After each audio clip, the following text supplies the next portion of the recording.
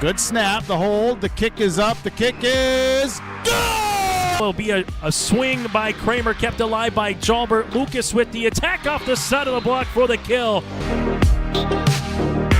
Gazette, he looks to go off guard, tucks back inside to the A gap, and he gets in for the touchdown. Harrington, angle, off a touch, diving, Dunbar, holy cats, wow! Starcevic in the shotgun, play action, looking for a man, has him down the field to his brother Starcevic for the touchdown. It's 31 yards. Jake.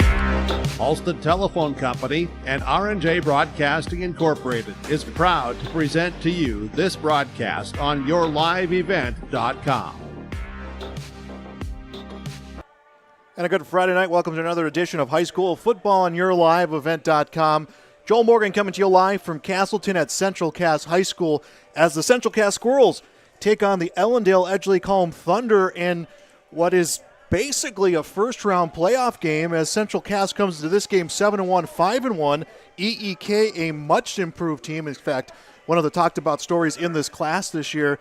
They are 7-1, 5-1, which means this is for the number 2 seed out of the region and potentially a top 4 seeding in the playoffs. So big implications in this game because if you win, again, potentially a top 4 seeding. If you lose, you go anywhere from 5 to 8. So a lot on the line here in this game. It is senior night tonight in Castleton, so we're waiting for the senior night festivities to get underway. When they do, we'll hand it over to Joe Deutsch, who will announce the 15 seniors on this Central Cass roster this season, a program that has been senior-heavy numbers-wise the last few years, as Coach Tom Butler taking over this program and a lot of growth numbers-wise for the Squirrels. So once that gets underway, I'll turn it over to him. We'll have that, and then we'll get into our normal pregame. We'll get a chance to talk to both head coaches and get you set up for what is going to be a battle in the trenches tonight. It's cold, it's rainy, and there's two teams that just want to run the football a whole lot tonight with these big implications. EEK comes into this game with a 2-game winning streak. They won their first 5 out of the gate, suffered a loss to Kindred 34-0, and then won against Lisbon and Northern Cass the last 2 weeks. Well, Central Cass comes to this game with a 3-game winning streak. Their season, kind of similar cadence. They won their first 4 games, lost to Kindred 48-7, and then would rattle off wins against HCV, Thompson, and EEK. Now going to turn it over to Joe Deutsch. Tobacco, drug, and alcohol-free. This rule is in effect at all events at Central Cass buildings and grounds. We ask for your cooperation in observing this rule. Failure to follow this rule will result in immediate removal. Our concession stand and restrooms are located just north of the grandstand, and the baseball field is still sunshine, so please stay off the baseball field tonight.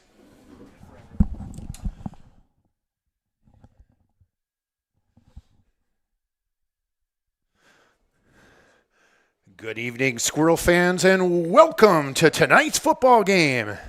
We would like to take a moment to recognize and celebrate our 15 Squirrel football athletes. Please join me in celebrating these 15 seniors. Nicholas Dutt. Nicholas is the son of David and Chrissy Dutt. He has been involved in football for 4 years. Activities that he has been involved in during his high school career at Central Cass are football, big brother, big sister, track, pay, and the National Honor Society. Nicholas's plans after high school include attending NDSU to pursue a career as a nurse anesthetist. When asked what his favorite football memory is, he stated that it's staying in the hotel before the Dome game. Let's give a big round of applause for Nick. Anthony Garman is the son of Casey and Ann Garman. He has been involved in football for 4 years. Activities that he has been involved with during high school career at Central Cass are football, basketball, and track. After high school, Anthony plans to attend either UND or NDSU for business. When asked what his favorite football memory is, he said, playing football with all my friends. Let's give it up for Anthony Garman. Caden Graber is the son of Jason and Susan Graber. He has been involved in football for 4 years. Activities that he's been involved in during high school include football, wrestling, track, and field, pay, Big Brother, Big Sister, and the National Honor Society. Caden plans to attend NDSU after graduation and will pursue a career in pharmacy. His favorite memory is being Road Warriors his sophomore year and getting to hang with the boys while they were on their playoff run. Let's give it up for Caden. Braden Klein is the son of Brent and Amy Klein. He's been involved in football for 4 years. Activities that he has been involved with during his high school career at Central Class include football, basketball, track and field, the National Honor Society, Science Olympiad, and Academic Olympics. Braden plans to attend college after graduation. When asked what his favorite football memory was, he said going out to eat with his teammates. Let's give a big round of applause for Braden Klein. Drew Krause is the son of Randy and Kelly Krause. He's been involved with football technology for 1 year. Activities that he has been involved with during his high school career at Central Cass are track and field and the National Honor Society. Drew plans to attend college after graduation. When asked what his favorite football memory is, he said hanging out with friends and watching them perform. Let's hear it for Drew Krause. Grady Link is the son of Steve and Stacy Link. He's been involved in football for 4 years. Activities that he's been involved with during this high school career at Central Cass are football, wrestling, track, and Big Brother, Big Sister. Grady plans to attend NDSU after graduation, where he'll pursue an agribusiness degree. When asked what his favorite football memory is, he said hanging out with the team. Let's give a round of applause for Grady Link. Noah Muckow is the son of Wendy and Dale Muckow. He's been involved in football for 1 year. Activities that he's also been involved with during high school include football and baseball. Noah plans to attend NDSU after graduation. When asked what his favorite football memory is, he said getting the first win with the team. Let's hear it for Noah Muckow. Cale Pearson is the son of Alan and April Pearson. He's been involved in football for 4 years. Activities that he's been involved with during high school career at Central Cass are football, baseball, basketball, golf, and track and field. After high school, Cale plans on attending NDSU and majoring in construction management. His favorite memories of football are being able to play with the guys that he's grown up with. A round of applause for Cale Pearson. Calvin Piper is the son of Karen and Carl Piper. He's been involved with football for 4 years. Activities that he's been involved with during his high school career at Central Cass include football, FFA, pay, and track and field. After high school, Calvin plans on attending BSc to pursue a degree in farm and ranch management. His favorite memory from football was experiencing and growing with the program, also strengthening his connections and friendships with the team. Oh, and by the way, beating Kindred. Let's give it up for Calvin Piper. Brady Plants is the son of Carrie Plants and the late Tyler Plants. He's been involved in football for 4 years. Activities that he's been involved with during high school at Central Cass are football, basketball, track, and golf. After high school, Brady plans on attending NDSU and pursuing a marketing degree. When asked what his favorite football memory is, he said getting to play in the state championship game. Let's give it up for Brady Plants. Dylan Schmidt is the son of Tiffany and Chris Bachmeyer and the late Brian Schmidt. He's been involved in football for 2 years. Activities that he's been involved with during his high school career at Central Cass are football, basketball, and golf. After high school, Dylan plans on attending college to pursue a degree in sport management. His favorite memory from his football career at Central Cass has been hanging with friends on the long bus rides to away games. Let's give a big round of applause for Dylan Schmidt. Colston Stahl is the son of Pat and Janelle Stahl. He's been involved with football for 4 years. Activities that he's been involved with during high school at Central Cass are football, track, wrestling, and the National Honor Society. After high school, Colson plans on attending college to further his education. When asked what his favorite memory from his football career at Central Cass was, he said, winning games. Let's hear it for Colson Stahl.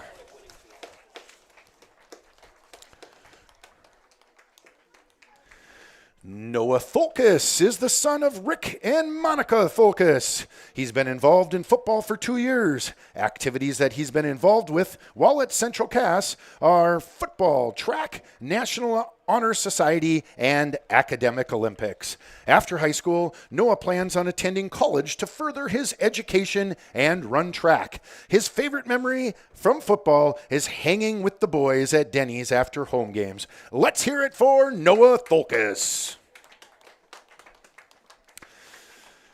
Jake Thompson. Jake is the son of Jim and Jen Thompson. He's been involved in football for 4 years. Activities that he's been involved with outside are football, basketball, baseball, track, golf, DECA, Big Brother, Big Sister, leadership, National Honor Society, and Able Games. After high school, Jake plans on attending an out-of-state college to pursue a degree in business. When asked what his favorite football memory is, he said, going fishing in the dark with his teammates after a win. Let's hear it for Jake Thompson.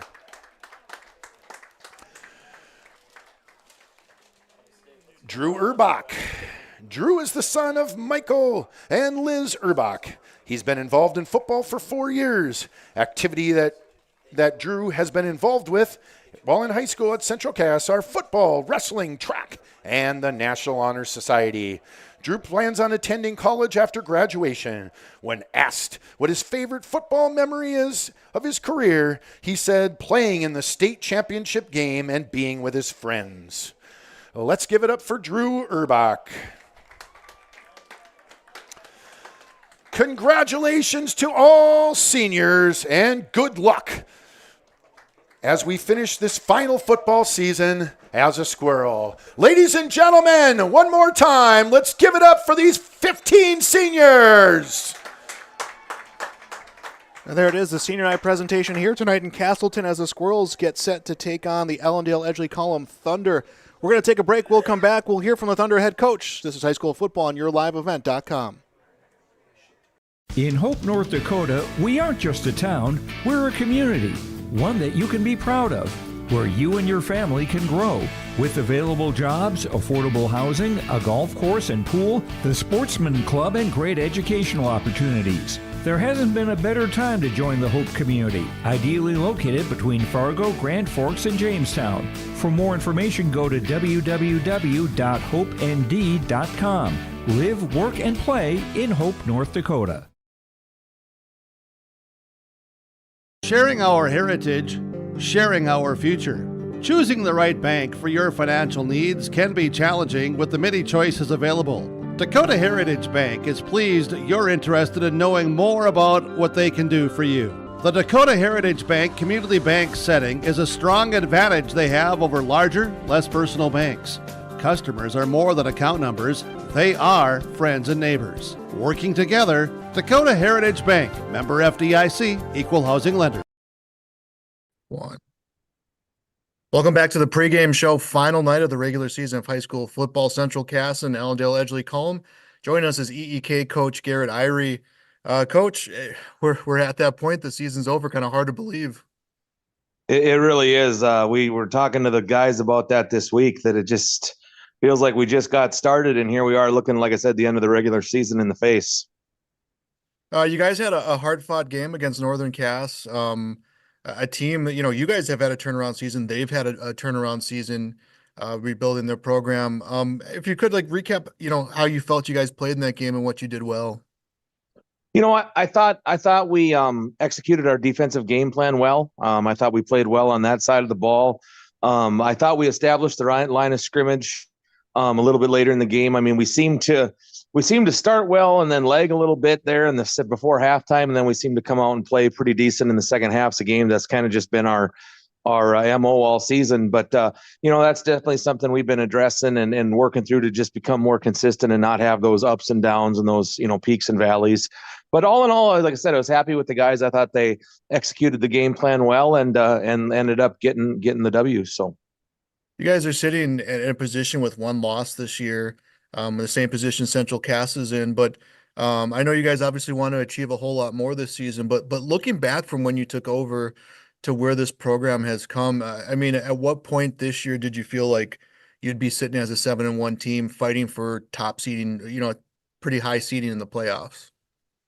yeah, I mean, we knew we had a talented, experienced group coming back. I mean, we're bringing back all 11 of our starters on defense from last season, 9 offensive starters. So we knew we were bringing back a good nucleus of kids that have gotten some experience. But from where we were, 3 seasons ago to today, it's just speaks a lot about our kids and their work ethic, and to stick with it, and to keep coming back to practice each and every day, after that 0-9 season, and believing in us and what we're talking about. And so, like I said, all the credit's got to go to those guys, and my other coaches have done a great job. So we're feeling very fortunate to be where we're sitting. We're proud of where we're sitting, but like I said, we try not to focus on the big picture. We try to just take things week by week, and right now, Central Cass is our playoff game. So I'm looking at you mentioned all those returners you've had. What has been maybe a very pleasant surprise for you in terms of a player who stepped up this year, who has been moved into a new position, or someone who's just kind of blossomed? I mean, that's a great question. I mean, there's a lot of guys that we can talk about that have had great years. I mean, Max Chernlin's been our leader on defense. I mean, he's our team leader in tackles. He's our middle linebacker, one of our captains. I mean, he's been a guy that we've really leaned on. Him and Greg Fear have done just an awesome job anchoring our defense. And then some of the younger guys that we've had step up, Brogan Young at cornerback has had a great season for us. I think he's come away. I think he's got 5 interceptions right now as a sophomore. Bennett Giesler is another one that has been playing a lot as a sophomore. And then Drew Thorpe, who started last year for us as a true freshman, as an outside backer, and this year is starting for our quarterback.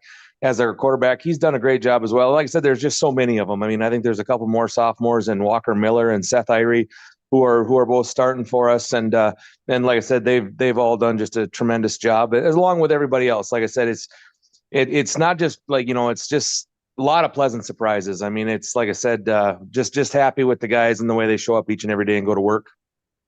I hear a lot of those names, and I think of the EEK wrestling team, and they've had so much success in that very tough Region 1. I mean, what is it about wrestlers in particular that it seems to translate to the football field?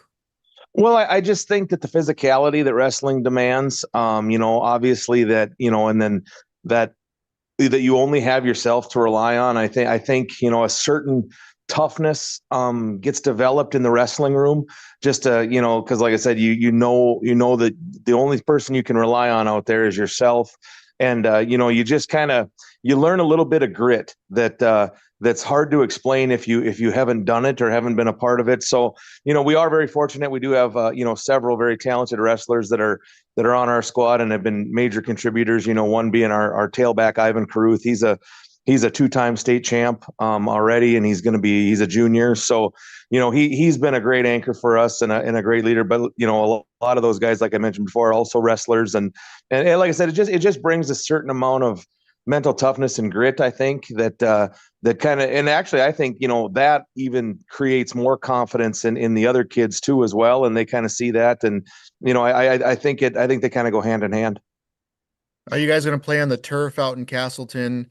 I haven't had a chance to look at the weather yet for game time, but turf compared to grass, a little bit of a difference. What do you guys do to prepare for that?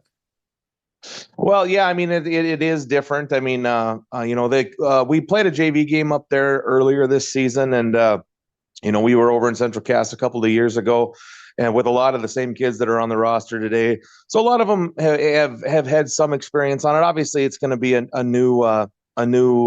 new situation for them, and there's something that we're not overly used to. So we're just going to have to get out there early and move around on it a little bit. And like I said, it's just we got to be ready to go. Central Cass, a team same record as you, same season in the sense one loss to Kindred. You always feel that every game is going to be won and lost in the trenches. Their front guys are going to give your front guys a test. I mean, what are you expecting out of the Squirrels? Oh, absolutely. We know that they're going to play fast and physical. We know they're going to be assignment sound, well coached. Yeah, we really do. We have to be patient. We have to understand that, this is a very good football team that we're getting ready to play. We just have to just take care of our jobs, win each of our 11 individual battles, as often as we can, and just keep grinding and don't get discouraged if we give up a big play or if they make plays, because they're going to make plays. I'm excited to see our kids hopefully out there making plays, and it should be a heck of a game. Garrett Irie, head coach of EEK, with us on the pregame show. Coach, thanks for your time here and good luck. Thank you. Appreciate it. Enterprises, your local precision planting dealer in Hillsboro, is now Agassi Precision Ag. RDK is now Agassi Precision Ag. RDK is now Agassi Precision Ag. RDK is now Agassi Precision Ag. RDK is now Agassi Precision Ag. RDK is now Agassi Precision Ag. You heard that right. RDK Enterprises, your local precision planting dealer in Hillsboro, is now Agassi Precision Ag. Same location, employees, and customer service you deserve. Visit us at planterdoc.com. We're back on the pregame show, high school football tonight on yourliveevent.com. Central Cass, final regular season home game of the year. They host EEK. Tommy Butler is with us. It's crazy that we get to this point. It feels like it just comes at you so fast, but last regular season game. Yeah. I mean, we were just talking about that. It feels like a couple of weeks ago. We just got to our first game against Devil's Lake. So, we're really excited though to wrap up this season, play a really, really good team, hopefully prepare us to make a long, deep run in the playoffs. Looking at it now, I think it's 5 straight years you guys have made the playoffs, after a little bit of a drought from that. A lot of these guys have been in that program at the varsity level almost that entire time. Do you start seeing differences when you get to this point of the year with postseason experience almost becoming every year, and then these guys having been around it? Yeah, I mean, I think this is the expectation. The expectation is to make the playoffs. Expectation is to make a deep run in the playoffs. So, I think this is, I said this in our team meeting on Sunday, was that, this is right where we want to be. We want to start kind of hitting our stride. We feel like we've been playing pretty well lately. And this will be just another tough test for that occasion. We're going to see a team that's going to just try to pound the ball on you. They're going to play a really good defense. They're going to pack the box. They're going to try to make you win one-on-one. So a lot of things that again, I think we do well, but, they're going to make you earn it. And I think this is EEK's first time they've been in the playoffs in a while. And so I know they're going to be excited for tonight. They're going to be ready to get after it, to try to be a ranked team going into the playoffs. And that's exactly where we want to be. So, we're ready for that challenge. But yeah, I think our guys have started to turn that up a little notch. And like I said, we told them that, this is a playoff game. This is exactly the types of teams you're going to see in the playoffs. So, this is expectation, but this is also exactly where you want to be at this time of the season. Let's talk about this EEK team. You look at their backfield, including their quarterback. They got 3 guys who can run the football very well. They got some size up front. Your only loss this year has been to Kindred. When I look at that offense, I see a little bit of similarities in terms of how many weapons they have that can run. Yeah, I mean, it's, again, they do a lot of, they're never going to beat you with anything super fancy. It's a lot of basic stuff, but they're very, very good at it. Like you said, their 2 running backs and their quarterback are going to run the ball really, really hard. They have a really, really good wide receiver that can get the ball down the field, and they'll take their shots throughout the game. So, they do, like I said, that there's not very many plays that they run, but they have a counter off of every single one. So you can't overplay it. And to me, this game comes down to execution. Can you execute? Can you do your job? I think we put together a pretty good game plan. We're excited for that challenge, but to me, there's not a whole lot of scheme in this game. This is very much you got to buckle your chin strap and you got to get ready to smack people for 4 quarters. Otherwise, if you're not ready for that, now you could drop all the scheme you want, but you got to be able to make one-on-one tackles against big physical backs. And again, I think we're excited and ready for that challenge because again, I think you're going to see that throughout the playoff run, no matter where we're at or where we're plugged in the playoffs. Looking at the weather right now, some rain, having some rain, could expect some more tonight. A little bit on the chilly side. It's playoff football weather. I think it is such a weird thing when you look at that weather. You go, it might make this game just a little bit more fun. What are you guys doing to prepare weather-wise? Nothing. We are who we are. I think the thing that we learned from Kindred was that, we can't be anybody else. We can't try to, again, it's very similar to what EEK does. They're not going to change what they do. You're either going to stop it or you're not. And I think that's the type of mentality that we're trying to have. Obviously, I think last game we showed that we could really run the ball. We ran 90 plays. We had almost 500 yards of offense. Colton Cruchet ran for 251 yards. I think we could get downhill on teams. I think people think that, we just want to throw it all over the yard, but we can get big boy football on people and try to pound the rock on them. But, we're just going to do what you give us, offensively, and then defensively, we want to take the air out of what they do. We have to get a lot of people at the point of attack. Backside guys have to stay disciplined. You can't chase things down from the backside because they'll run reverses, they'll run counters. They'll do some different boot stuff. So they're going to keep you honest. But again, they're going to run the ball 80% of the time. So, and everybody knows that. And there's only been one team that's been able to stop that. And we're trying to make it two. You've been around this EEK program as opponents. Pretty impressive what they've been able to do going a few years removed from a winless season to now you guys essentially playing an early playoff game. Yeah, I mean, Coach Irie's he's a great coach. Again, I guarantee he'd be the first one to tell you this, just like I am. You have to have good players. It doesn't matter how good your scheme is. If your players aren't good, you're never going to be a good coach. And so he's developed that. Like I said, they don't do a ton of things offensively or defensively. But what they do, their kids are good at. And to me, they do what they're, instead of trying to make themselves into something, and we have two really, really physical running backs. We have one really, really, really good wide receiver. Why don't we just get into pro I and why don't we just slam it in your face and see if you can stop it? Because, I don't think they're a spread team. They get into some spread looks here and there, but that's not who they are. They're going to do that to try to spread you out, spread you thin to run it.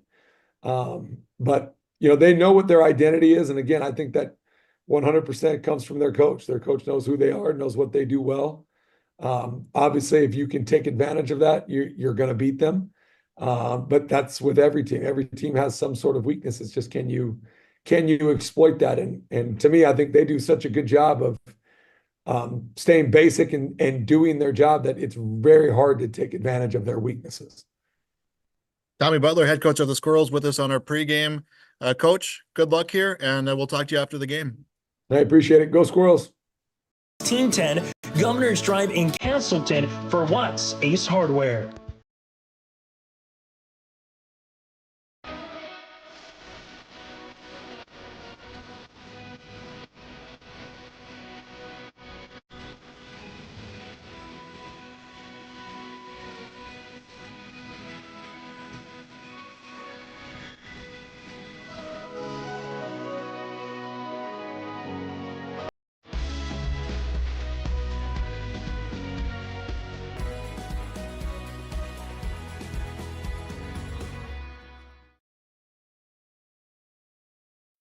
At Polar Communications, innovation is in our DNA.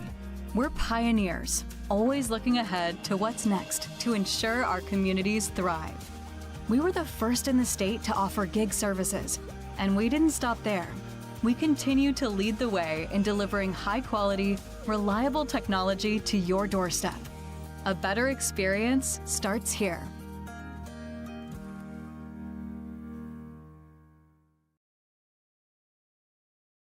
Your family farm has been adapting to challenges in the field for generations. Taupe Insurance is here to help you weather the storm when those challenges arise.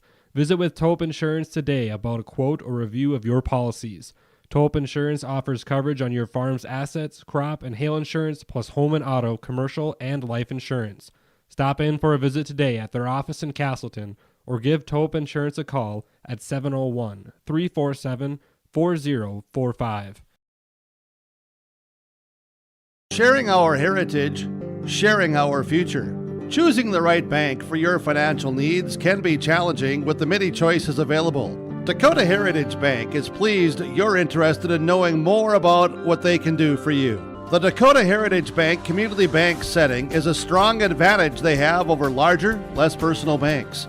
Customers are more than account numbers, they are friends and neighbors. Working together, Dakota Heritage Bank, member FDIC, equal housing lender. Welcome back to YourLiveEvent.com. We are getting set for our starting lineups, brought to you by Dakota Heritage Bank. Sharing our heritage, sharing our future with locations in North Dakota and Minnesota. DHB.bank. That's Dakota Heritage Bank. Central Cass Squirrels 7-1 on the season, taking on the 7-1 EEK Thunder. The number 2 spot out of the region on the line. Potential top 4 seeding in the playoffs on the line tonight. So really what feels like a big postseason game in action here tonight between the Ellendale, Edgeley, Kulm Thunder and the Central Cass Squirrels. We'll send to Joe Deutsch for our starting lineup. The visitors on the scoreboard, the Thunder of EK. At defensive end, number 60, Tucker Hain. At defensive end, number 55, Eli Klussman. At tackle, number 26, Ivan Kruth. At tackle, number 36, Bennett Geisler. At linebacker, number 22, Damian Carlson. At linebacker, number 12, Drew Thorpe. At linebacker, number 21, Max Jungland. At linebacker, number 70, Greg Fear.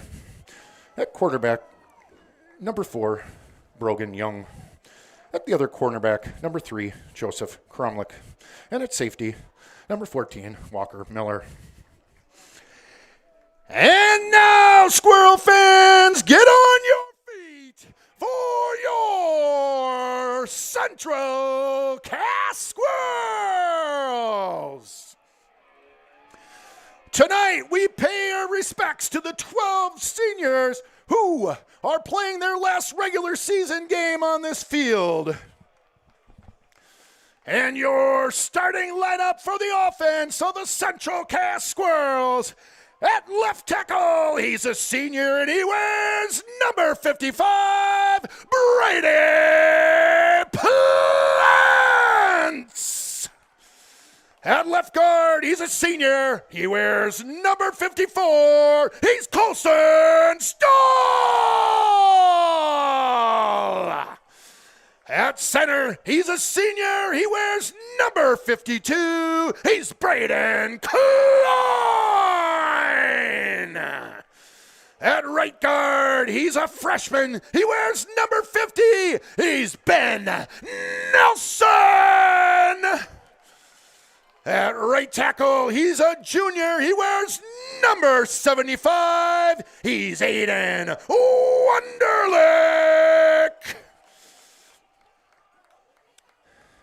At quarterback, he's a sophomore. He wears number 9. He's Brody Kegley.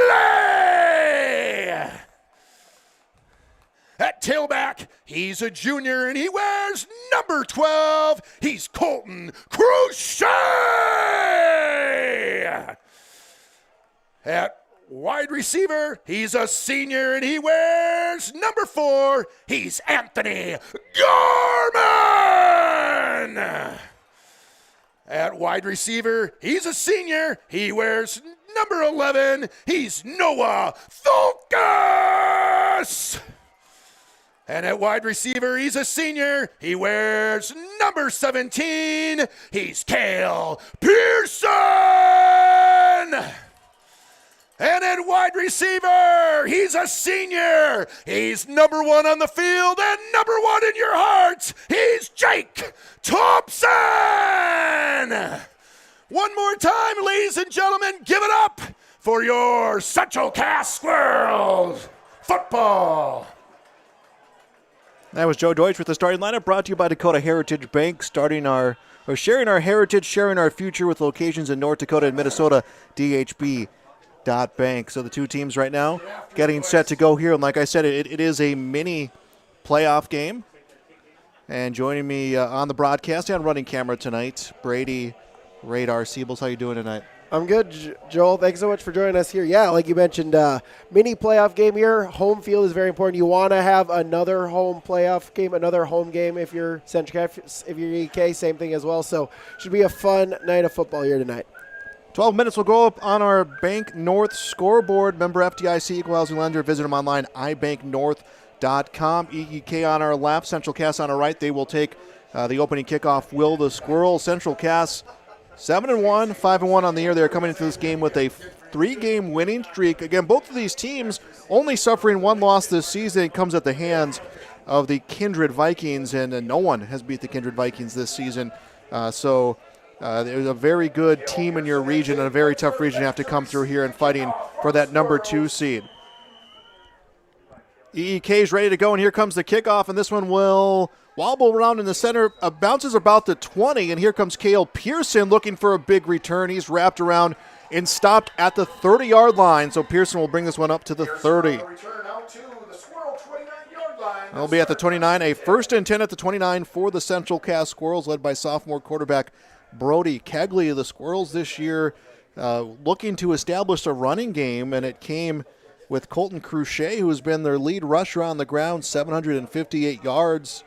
But Radar, they got some weapons. This is the Squirrels team offensively. Yeah, absolutely, they do, and that definitely helps when you have that sophomore-type quarterback. A lot of playmakers that he can lean in on here and try to make a play for them tonight.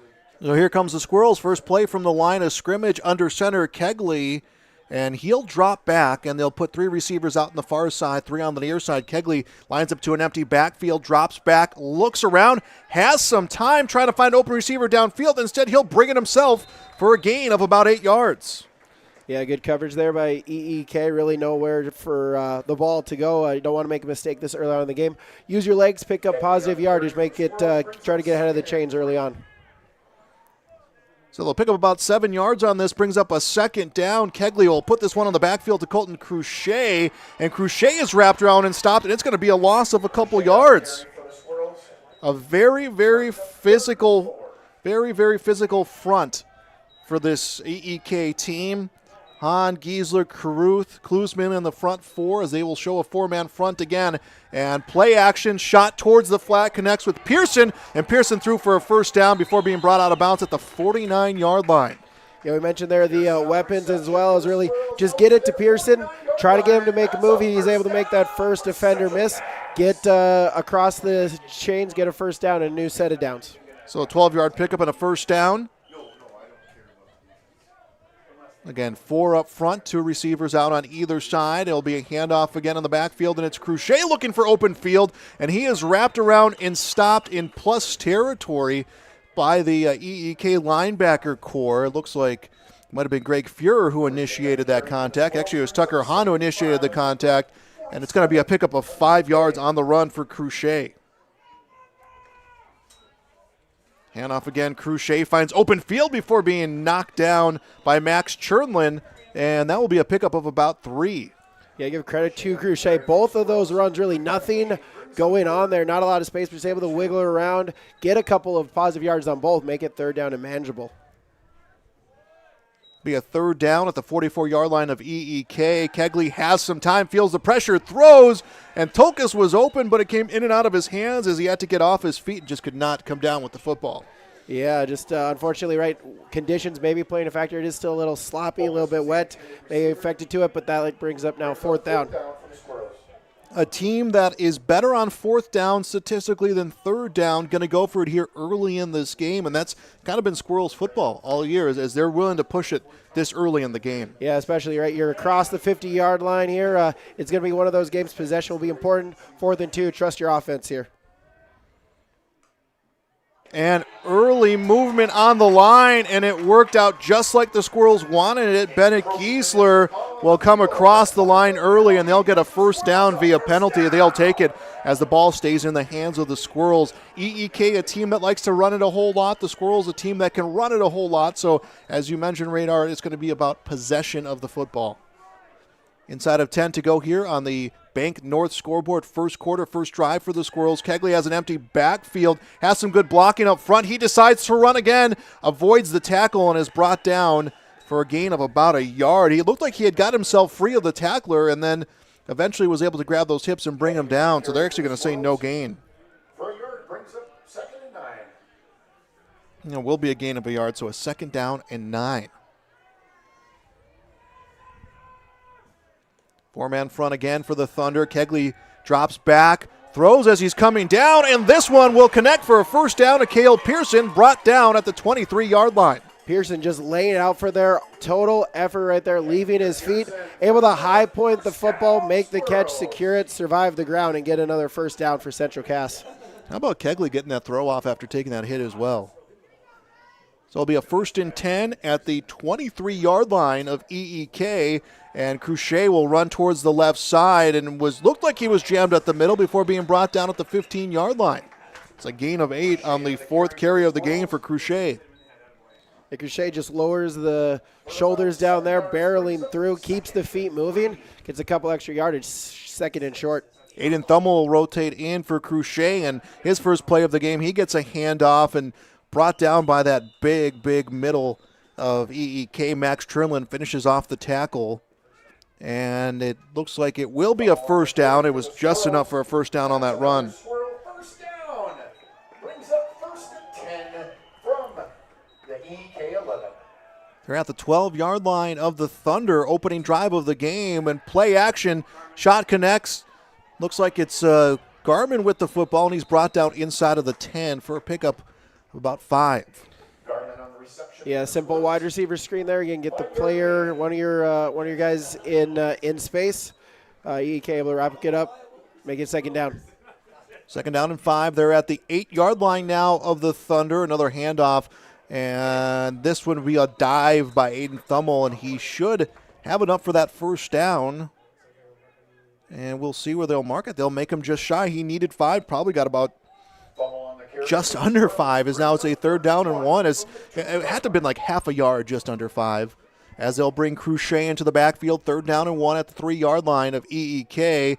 And play action again, shot towards the end zone, and a nice extra move by Cale Pearson. He'll catch this one for the first touchdown of the game. Yeah, just get it to Pearson there, one-on-one, just does that, plants the foot in the ground, stutter step, works for him, puts the Squirrels on the board. And for Pearson, that is his 6th receiving touchdown of the season. 3-yard catch for Pearson, and now we'll see Matthew Bukawa come out and try to make it a 7-0 game. So 6-0 on the Bank North scoreboard. A long, sustained drive for Central Cass. EEK looking to maybe try to avoid that extra point, and get back out here and see what their offense can do. As here comes the kick, looks good from here. The officials say the kick is good. Bukawa has only missed 2 extra points here, and he gets 2 extra points this season. He'll make it 7-0 on the Bank North scoreboard. EEK will be on offense when we return. It's high school football on yourliveevent.com. Every Wednesday night at 7, watch the yourliveevent.com Coaches Show, presented by the Hillsborough Economic Development Corporation. Stay up to date with the latest goings-on in the region, as we'll hear from area coaches in North Dakota and Minnesota. Plus, we'll highlight area high school seniors and their achievements in the classroom and on the court with our Senior Spotlight.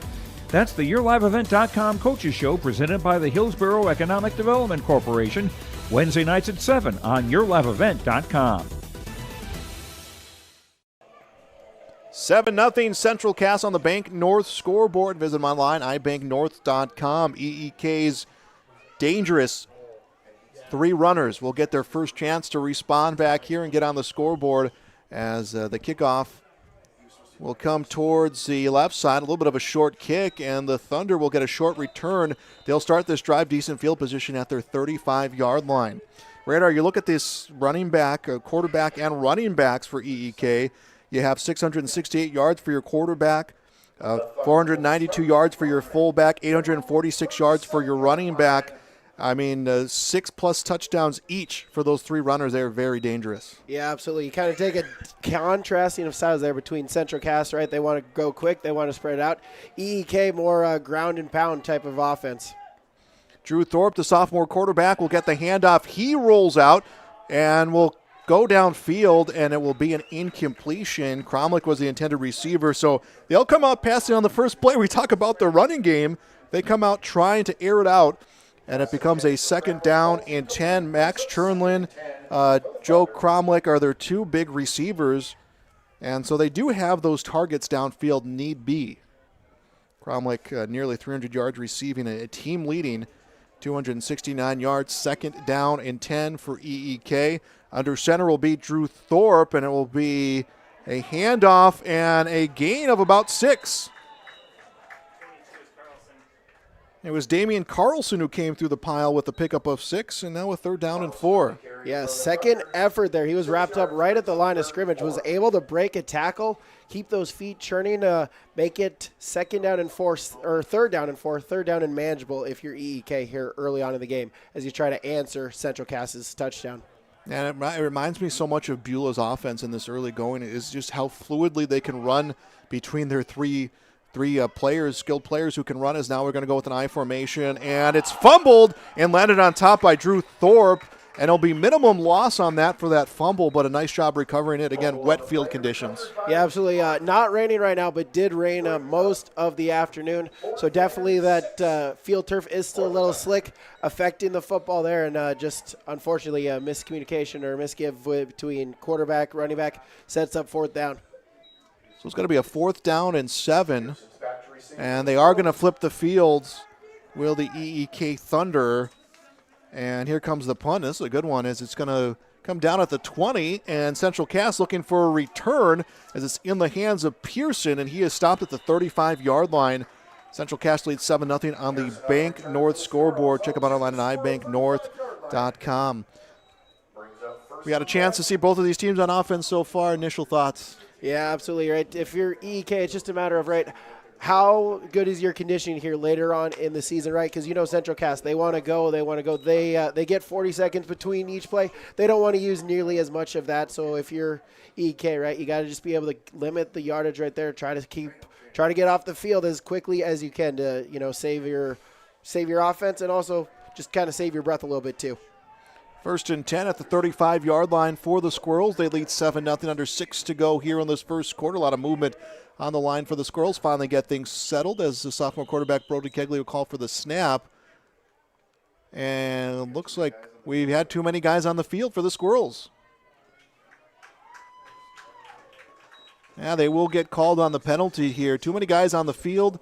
They will lose some yardage as the official wipes down the football, and it brings it back to the 30-yard line.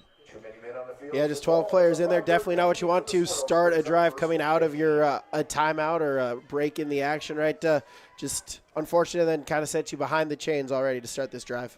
So a 1st and 15 back to their 30, and then we'll go to Cruchet, and he found some opening downfield, but not enough to squeeze through for a 1st down, as he will maybe get a yard or 2 back on that one.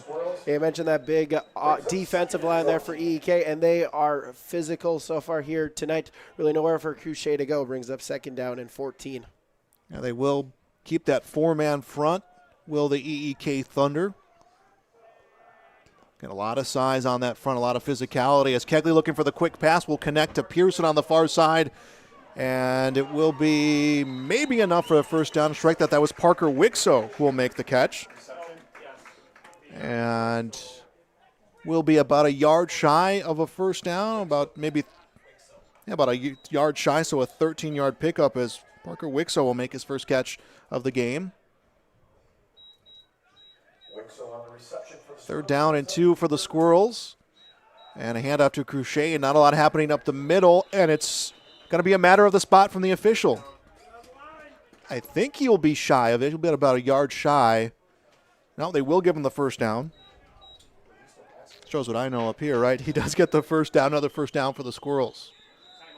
And we're going to get a timeout. EEK wants to take their timeout here in the first quarter. They trail 7-0 with 4:41 to go. This timeout is brought to you by CMC and Taupe Insurance. We'll be back on YourLiveEvent.com.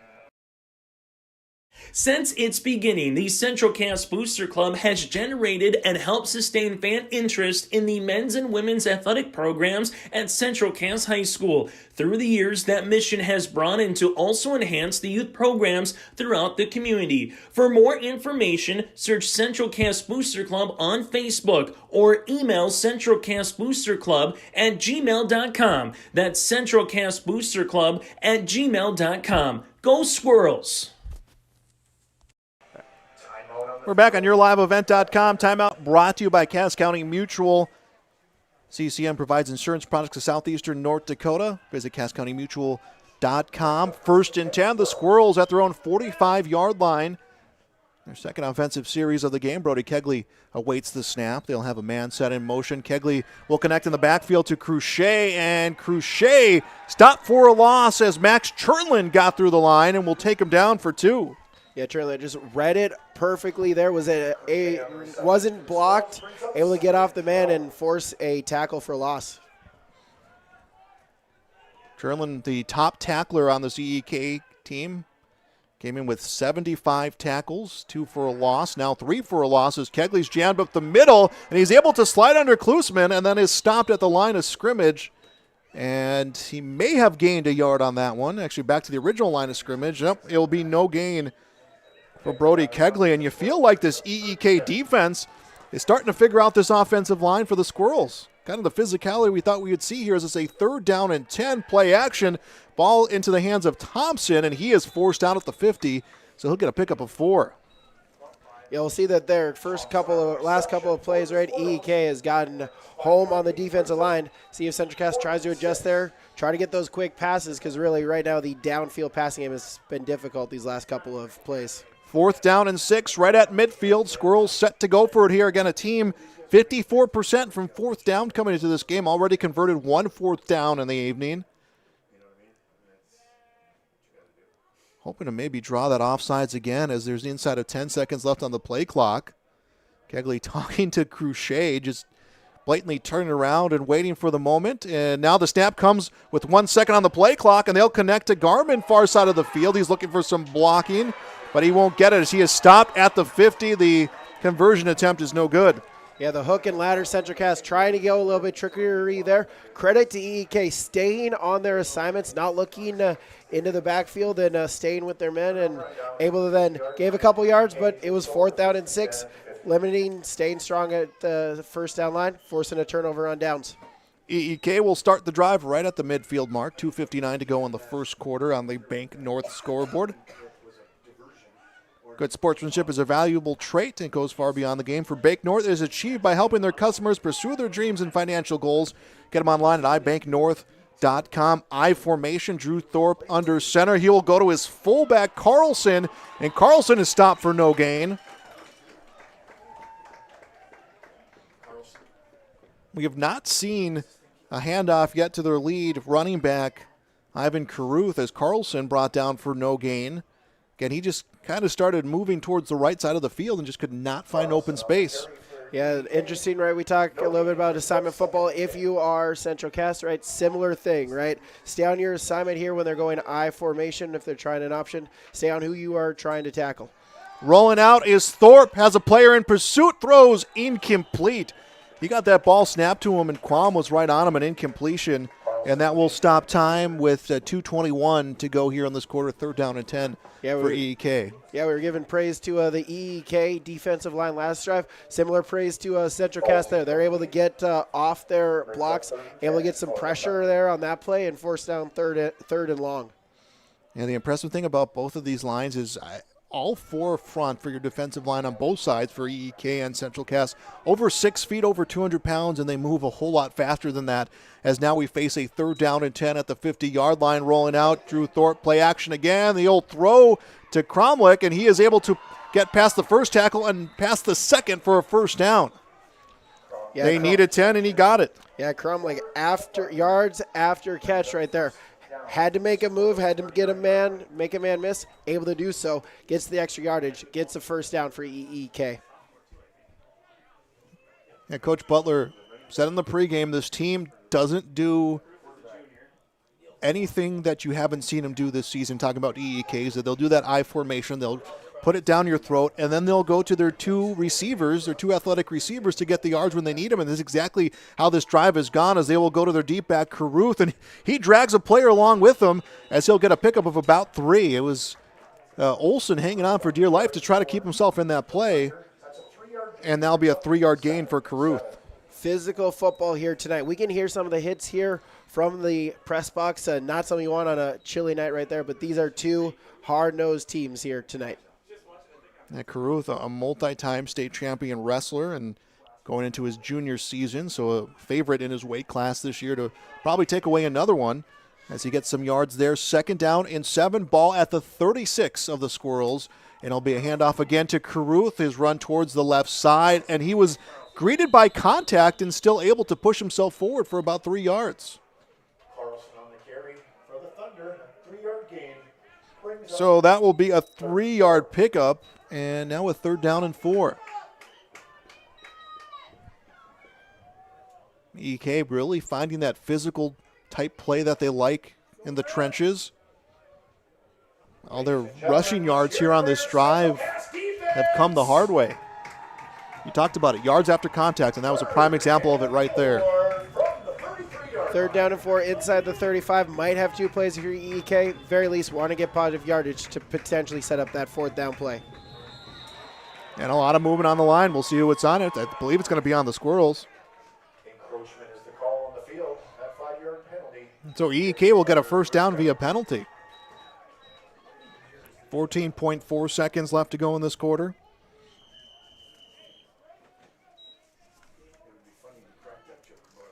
And they'll start time, and EEK not showing any sense of urgency. They're going to let this one go into the next quarter, as it is going to be a game of possessions.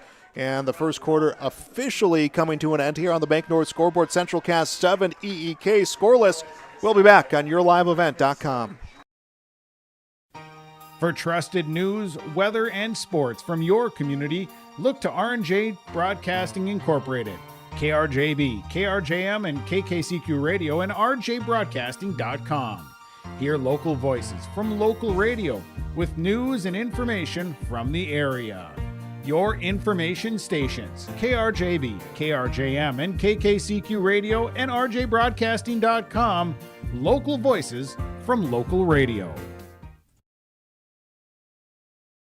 In Hope, North Dakota, we aren't just a town, we're a community.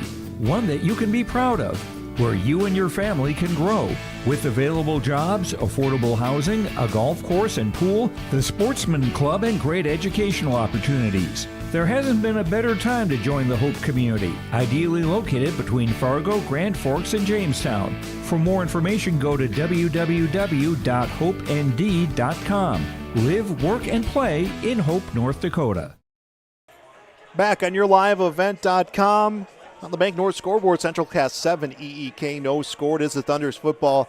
After that penalty, a 1st and 10 at Central Cast's 28-yard line. Both teams settling into their style of play, as it looks like an I formation potentially coming. No, there'll be 3 in the backfield as Drew Thorpe will line up under center. 1st and 10 at the 28-yard line. Thorpe has it, and he'll roll out with some blocking. It looks like he's going to run the football himself. He's upended and stopped in the backfield for maybe a loss of a yard, as coming through was Thummel, and he brought down Thorpe. Maybe no gain, maybe a loss of a yard, but either way was able to stop the offense of EEK, so it will be a loss of a yard for Drew Thorpe. Yeah, they brought kind of their version of the jumbo package with some size in the backfield for trying to get Drew Thorpe to run that football. I think he is second on team in touchdowns, rushing touchdowns with 6. Nearly 700 yards on the season for the sophomore, and they'll keep some size in the backfield yet again, and we'll see what they do here on this play, and this time they will go to their deep back, Carruth, who will make his way to the 20 and then pushes his way up to the 18-yard line for an 11-yard pickup. You mentioned there are 3 in the backfield. Use those 2 as some additional lead blockers there. A big hole created by them in the offensive line gets a 1st down and sets them up in the red zone. You almost feel like with the way that Carruth runs is he wants that contact. He wants that physicality because that's where he excels, and he showed that there getting the 1st down. achievement. Students are selling air fresheners down by the front. It's 7-0 the score, and EEK, they want to chew off some time even this early in the second quarter. I formation, some movement in the backfield, and the ball will go into the hands of Caruth, or rather Carlson, who is stopped at the 15 for a gain of 2. Carlson on the carry for the Thunder. 2-yard gain brings up 2nd and 8. 2nd down and 8 for Ellendale. Edgeley Kulm, the Thunder, ending a long drought of postseason fertility here this season. 7-1. They will be in the playoffs. Again, the implications in this game is if you win, you're the 2nd seed out of Region 1, and you're potentially more than likely seated in the top 4. If you lose, you're in 3rd in this region, and you could potentially be a 5 through 8 seed. Under center again, it will be a handoff. They had Cromlick in the backfield. He'll come around and is stopped at the 12 for a gain of 3. Yeah, a little bit of old school football there. Had Cromlick in the wing T formation almost. Sent him in motion, give him a little bit of a head start, and then hand it to him.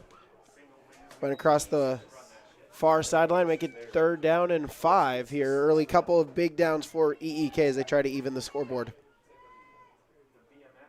Approaching that 9-minute mark here of the first half. And this has seemingly been a long drive for EEK, the way they've been able to manage time. This will be a handoff again to Caruth, the deep back, and he veers his way towards the end zone. One to get by, and he's there for the touchdown. And the Thunder on the scoreboard is 7-6. Yeah, give it to your main guy there. Nothing simple, right? Just hand off, let the blockers do the work. Get to the second level, make that man miss, and now get into the scoreboard, get into the end zone, score a touchdown, and try to even it up. Touchdown comes at the 9:06 mark. It's his 14th, team-leading 14th touchdown of the season. And here comes the extra point, and it looks like it will make its way through the uprights. It does. I believe Anderson Rodriguez was the one who was able to kick that extra point, and we have ourselves a tie game with 9:06 to go in the first half. It is EEK 7, Central Cass 7. We'll be back on YourLiveEvent.com. Sharing our heritage, sharing our future. Choosing the right bank for your financial needs can be challenging with the many choices available. Dakota Heritage Bank is pleased you're interested in knowing more about what they can do for you. The Dakota Heritage Bank community bank setting is a strong advantage they have over larger, less personal banks. Customers are more than account numbers, they are friends and neighbors. Working together, Dakota Heritage Bank, member FDIC, equal housing lender. RDK is your local precision planting dealer in Hillsboro is now Agassi Precision Ag. RDK is now Agassi Precision Ag. RDK is now Agassi Precision Ag. RDK is now Agassi Precision Ag. RDK is now Agassi Precision Ag. RDK is now Agassi Precision Ag. You heard that right. RDK Enterprises, your local precision planting dealer in Hillsboro, is now Agassi Precision Ag. Same location, employees, and customer service you deserve. Visit us at planterdoc.com. 7-all game here. Ensuing kickoff return to the Squirrels to their 30-yard line. Strike that 31-yard line. Squirrels looking to respond back after Caruth's touchdown, team-leading 14th touchdown to make it a 7-7 game. And EEK did exactly what they wanted to, Brady, on that drive as they started it in the second quarter, extended it, in the first quarter, extended to the second and chewed off some time and put some more urgency on the Squirrels. Yeah, absolutely. A battle of possessions here. You don't want to give Central Cass any more possessions that you have to. Use that clock. That is a extra asset for EEK tonight. And play action, shot towards the flat, will connect with Thompson, and Thompson is brought down at the 38-yard line, and that'll be a pickup of 6. Thompson on the reception for the Squirrels. That 6-yard gain brings up 2nd and 4. So 2nd down and 4, and again, Squirrels, they move quick.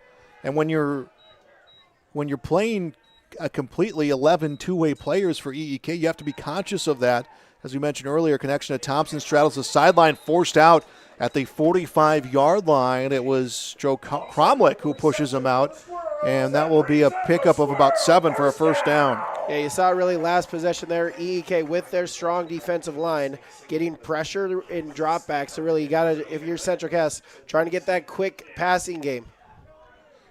It is a four-man front right now for EEK. A handoff comes to Cruchet, and he keeps forcing himself through the tacklers. And he should have about 7 or 8 when this is all said and done. You mentioned there's 7 or 8. That looked like it was going to be a 2-yard gain, but Crochet just kept breaking tackles, kept the feet moving. Get ahead of the sticks here, 2nd and short. 2nd down, 2 for the Squirrels. They're in plus territory at the 48 of the EEK Thunder, and did not see what happened. Looks like it's going to be a false start against the Squirrels. Yeah, again, CentraCast, they want to go quick, maybe a little bit too quick there, now that all the offensive linemen were set before the snap. And now takes it, what was a 7-yard gain, essentially is a 2-yard gain, is now it's 2nd down and 8. So 2nd down and 8 to the 47, back in their own territory for the Squirrels. 7 all game. Play action, and this one will be incomplete. It just came out of the hands of Brody Kegley. Yeah, I don't think it was tipped. I think it's just... No, I think just defense really read it, and so Kegley just not wanting to force a thing there, just kind of threw it at the feet of the intended receiver on the screenplay. Try to save it, live to fight another down. 3rd down and 8 at the 47. Kegley drops back, will connect with Jake Thompson for a 1st down. He extends it to the 40. Yeah, simple just hitch route there. Had a little bit of space there. EEK playing a little bit off. Recognized it, got to the sticks, made the catch, and then able to turn upfield, get a couple extra yardages as well. That was Garmin actually picking up that reception for the 1st down, 1st and 10 at EEK's 41. And a handoff will come to Cruchet, and he is brought down at the 36. Pick up a 5. Cruchet on the carry for the Squirrels brings up 2nd and 5.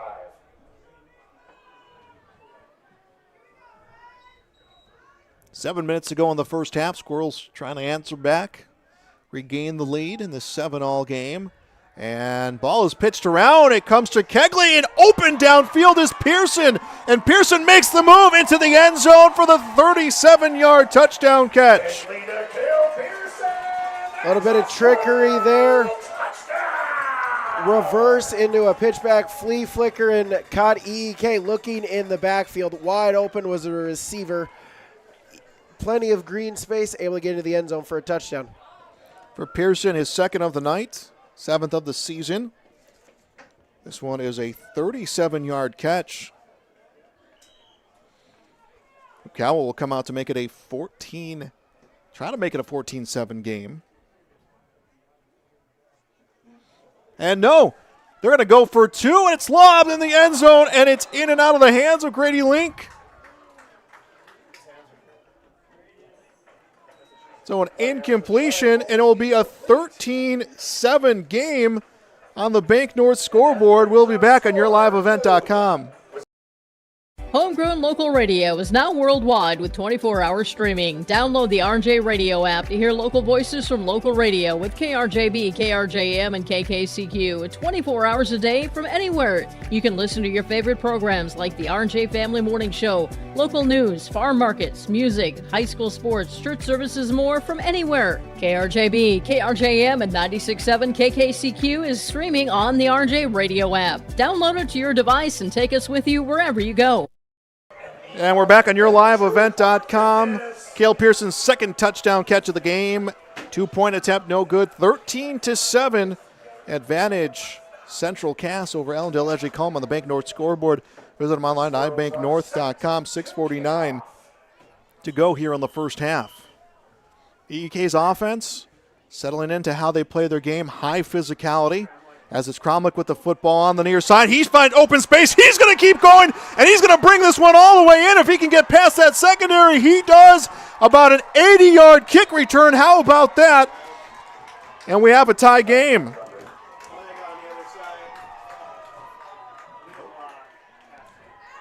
Any laundry on the field? That's what we're looking for. No flags. Nothing.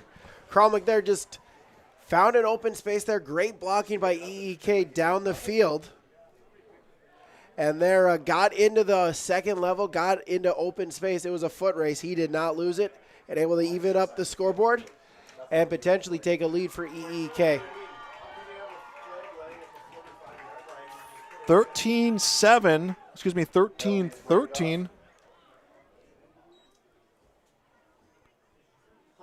And here comes the extra point attempt.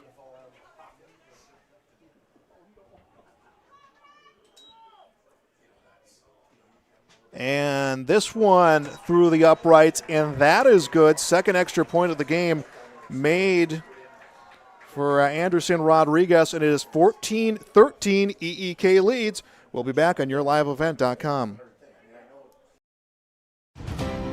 At Cass County Mutual Insurance Company, they provide services to homeowners, farm owners, tenants, seasonal dwellings, mobile homes, and farm and personal liability. Cass County Mutual Insurance provides local service to all policyholders and is working with clients in 19 counties in the southeast portion of North Dakota. For more information about Cass County Mutual Insurance Company or to find an agent closest to you, go online to CassCountyMutualInsuranceCompany.com and use their agent locator.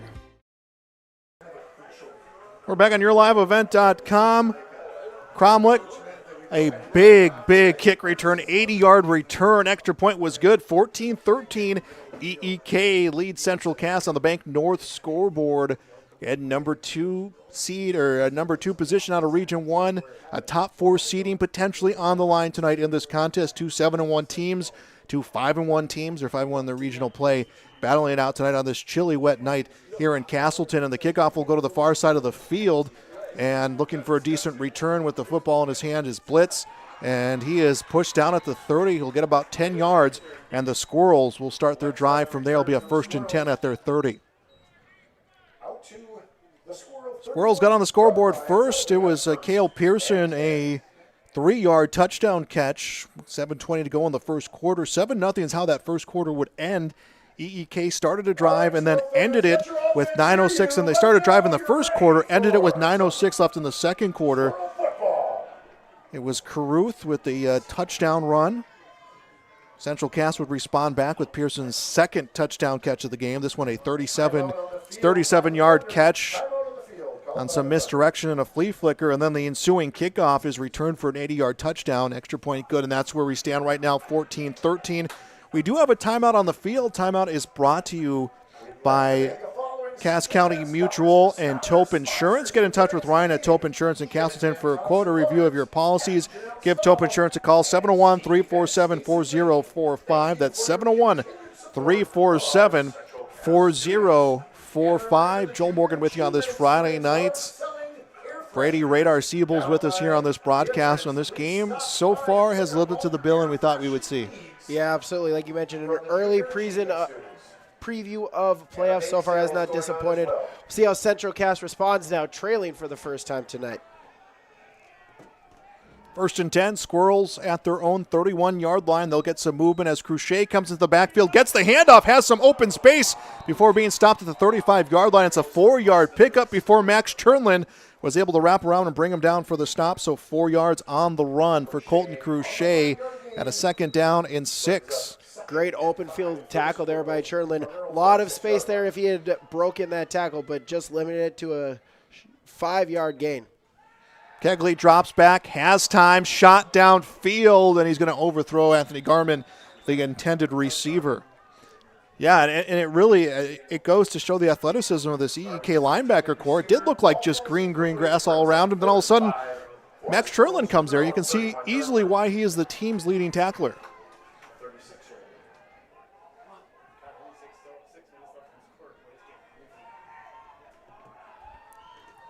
Incompletion stops time with 6:02 here to go in the first half. They'll have a bunch of 3 receivers left side. One near side comes to Cruchet, and he's going to stiff arm from open space, and is stopped right at the first down. He needed 5, and that's where he was forced out of bounds.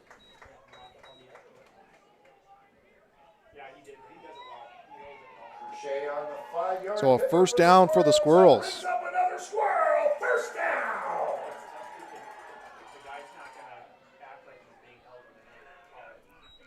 First and 10 at the 43-yard line. Play action shot towards Garman, and it's knocked down and incomplete. Garman was the intended receiver. Pass falls incomplete. Brings up 2nd and 10. 5:43 now to go in this first down. Yeah, Eli Klussman there read it perfectly, able to kind of disrupt the throw enough right there, maybe distract the receiver, force the incompletion and 2nd down. EEK looking like they're going to bring the heavy pass rush on this second down, and that's exactly what they do as Kegley airs this one out downfield. Incomplete as diving for the football was Thompson. An incompletion. 3 straight incomplete pass attempts by Brody Kegley, the sophomore quarterback, and it'll be a 3rd down and 10. Squirrels at their own 43-yard line. Yeah, we've talked about really the pressure that EEK had, the defensive line has been able to force on those dropbacks. We've kind of seen it a couple of times this play. Kaylee just maybe releasing it a second too early before the receiver is open and forces some incompletions. 3rd down and 10. Movement out of the backfield coming from Aiden Thummel. And this one connected to Pearson, and Pearson slides his way through for a 1st down and is stopped at the 39. Big completion there for a 1st down. Athleticism showing there by Cale Pearson on those yards after contact. I don't know if he was the intended receiver there. It looked like they were trying to get a quick screen out to the running back there as they set him in motion. But it went right to Pearson. He caught it, made a couple men miss, and got a 1st down. 1st and 10 now at the 39-yard line, and a handoff in the backfield comes to Thummel, and he is stopped for a loss. A whole gang of Thunder players there on the mix. I think it's Giesler who put the finishing play on that loss of 3.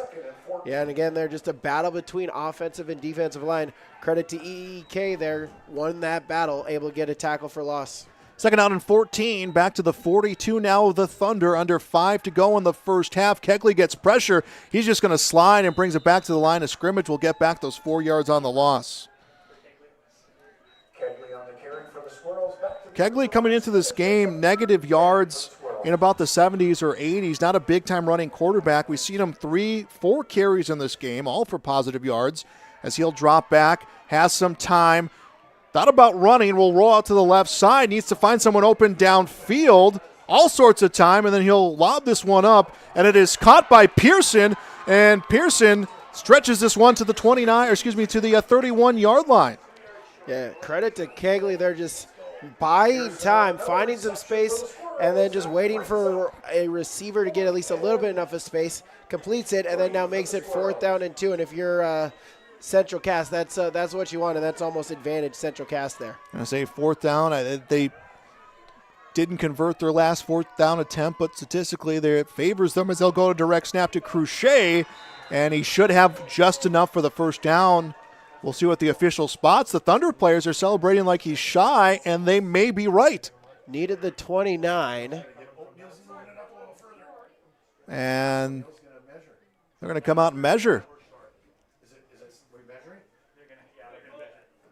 They're going to measure this one as it's going to be inches away from going one way or the other. Again, the officials and the Thunder players and the Squirrels players all have a better view than we do of this one, and EEK players celebrating like it went their favor, and we're about to find out here right now.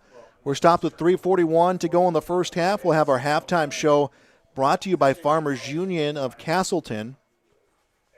Final home game of the regular season for the Squirrels. Again, both these teams playoff bound. It's just a matter of if you're at home and where you go, as they will call them short. So the direct snap to Cruchet, they needed 2. He got a yard plus, and EEK will take over inside of their 30.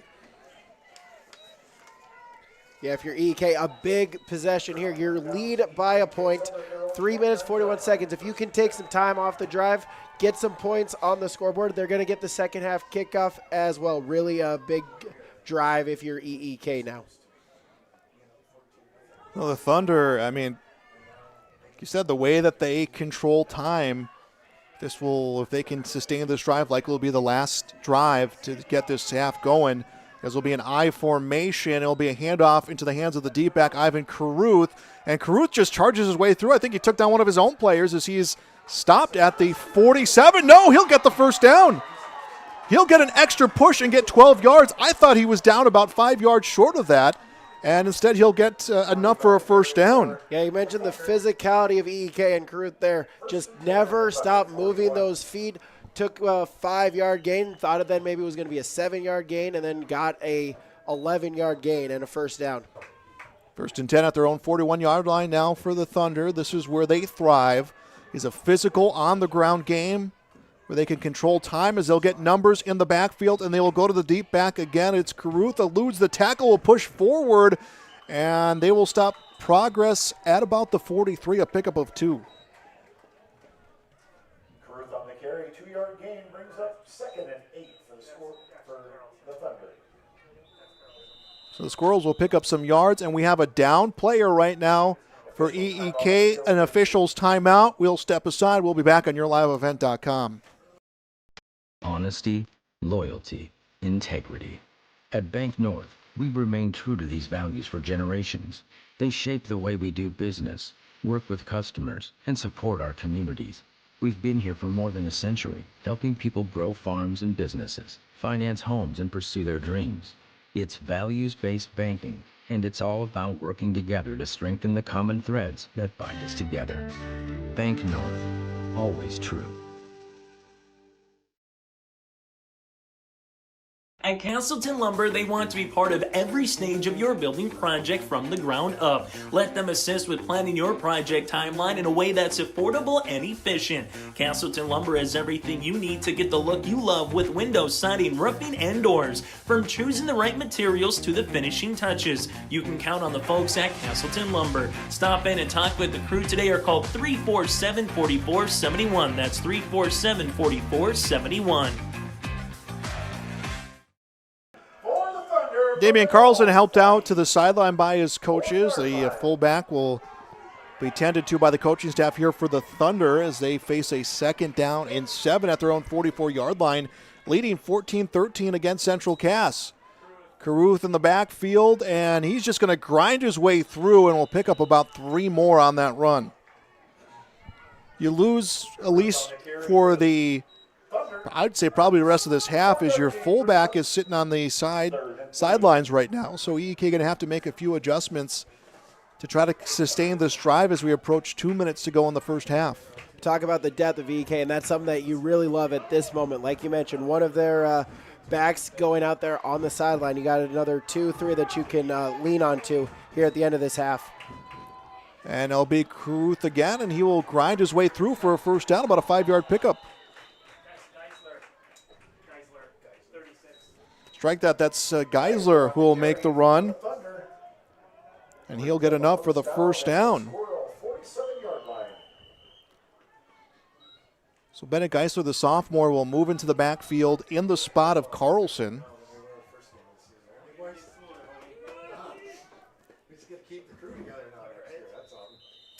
And we're going to get a timeout taken on the field, and it will be taken by Central Cass. Timeout is brought to you by Cass County Mutual and Tope Insurance. We'll be back on YourLiveEvent.com.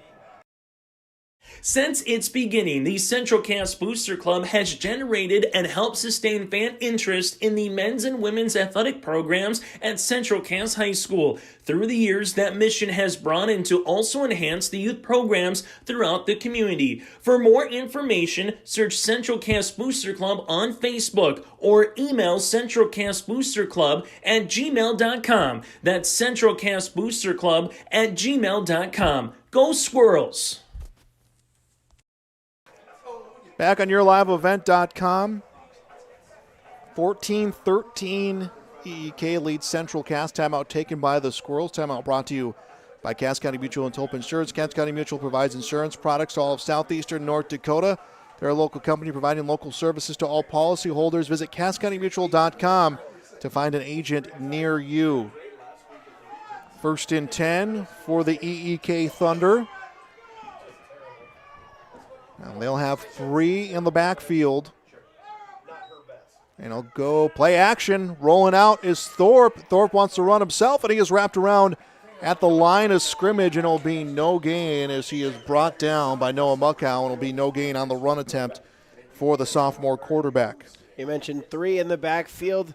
Run the play action scene. Maybe you can get Central Cass looking in the backfield. Credit to the Squirrels there. Again, stayed with their assignment. Were not fooled by the play action. And then able to get a tackle for no gain. I formation. Caruth will dot the I. He'll get the pitch. Fakes misdirection in the backfield. Will charge forward. And we'll get about 6. Make that 5 rather on that run. On the 5-yard gain. Now Caruth just kind of came through like a bowling ball as it's a 3rd down for the EEK Thunder. About 40 seconds to go here in the first half. Thunder lead 14-13.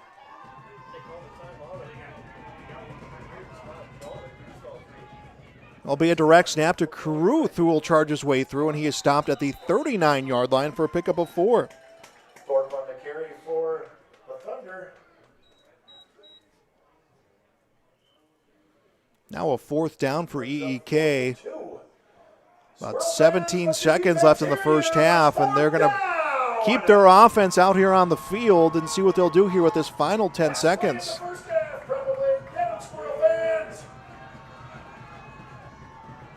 Thorpe lines up with some open space, looking downfield, looks to make a deep throw, and then Blaney Plants will stop him with the big sack, and that will end the first half.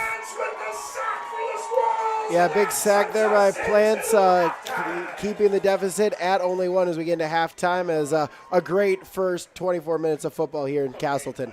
Our final after 2 quarters of play on the Bank North scoreboard, EEK 14, Central Cass 13. We'll be back on yourliveevent.com. Central Cass School's mission is to foster student excellence in cooperation with family and community and to provide educational opportunities in a safe and caring environment. Thank you to everyone who has helped make this mission a reality.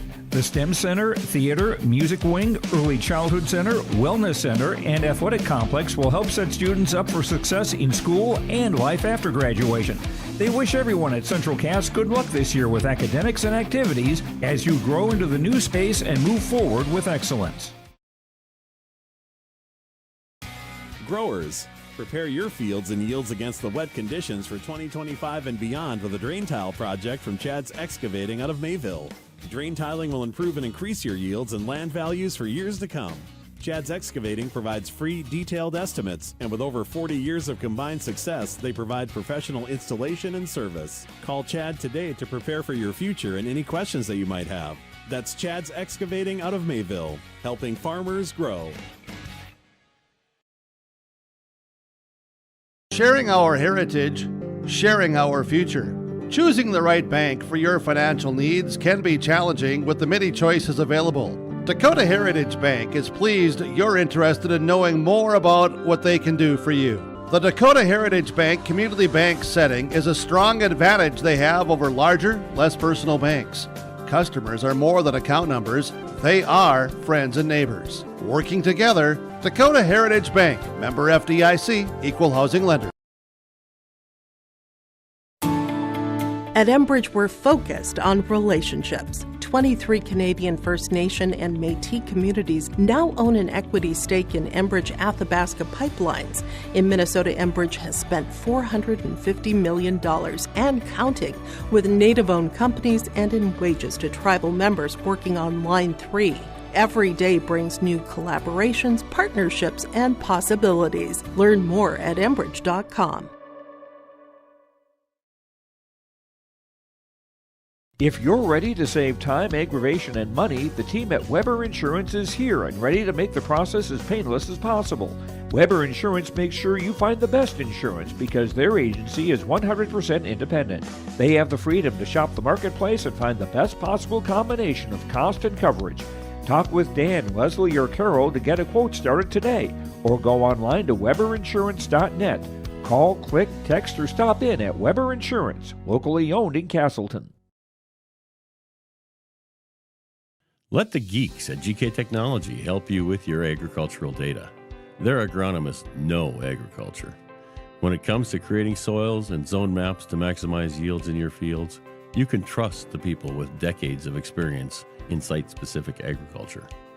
Everyone at GK Technology has a background in agriculture, so they know what makes a farm run, and they speak your language. The geeks at GK Technology have a map and an app for that. Welcome back to yourliveevent.com. It is our halftime show brought to you by Farmers Union of Castleton. Scott and Tyler are your local small-town agents for Castleton and surrounding communities, whether it's crop and farm, home and auto, health and life, commercial, recreational insurance. Visit Farmers Union Insurance in Castleton for the great rates and local service you expect. Our score at the half, 14-13. Ellendale, Edgeley, Kulm leads Central Cass.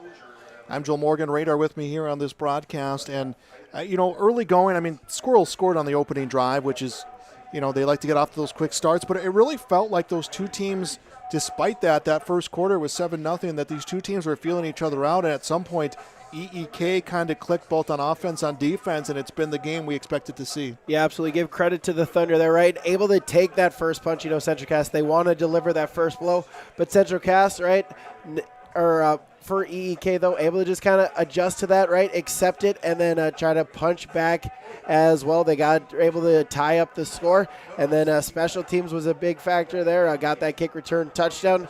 2 for 2 in extra points. Central Cass tried to get a little tricky, right, going for 2, but did not work out, and that gives the Thunder a 1-point lead at halftime. Take a look at our scoring summary here after the first half. The Squirrels, as we mentioned, opening drive, they were on the beneficiary end of a penalty going forward on fourth down. That extended their drive, and it ended with Cale Pearson's first touchdown of the game. It was a 3-yard catch. Matthew Bukawa got the extra point. 7-0, that'd be our score at the end of the first quarter. And then EEK ended that first quarter with possession of the football, extended it into the second, and with 9:06 to go in the first half, it was a touchdown that came in for Ivan Caruth. That is his 14th of the season, 18-yard run. Extra point was good. 7-7 the score. Central Cass would respond back at the 6:49 mark. It was a reversal into a flea flicker that connected into the hands of Cale Pearson for a 37-yard touchdown. And then the Squirrels going for 2. They could not convert on a 2-point attempt. It would be 13-7. And then on the ensuing kickoff, Joseph Kramlich, the senior wide receiver, had an 80-yard kickoff return for a touchdown. They hit the extra point, and that would make it 14-13. And that's where our score stands here right now. We're going to step aside. We'll take a break here on our halftime show, brought to you by Farmers Union of Castleton. We'll be back on YourLiveEvent.com. Sharing our heritage, sharing our future. Choosing the right bank for your financial needs can be challenging with the many choices available. Dakota Heritage Bank is pleased you're interested in knowing more about what they can do for you. The Dakota Heritage Bank community bank setting is a strong advantage they have over larger, less personal banks. Customers are more than account numbers.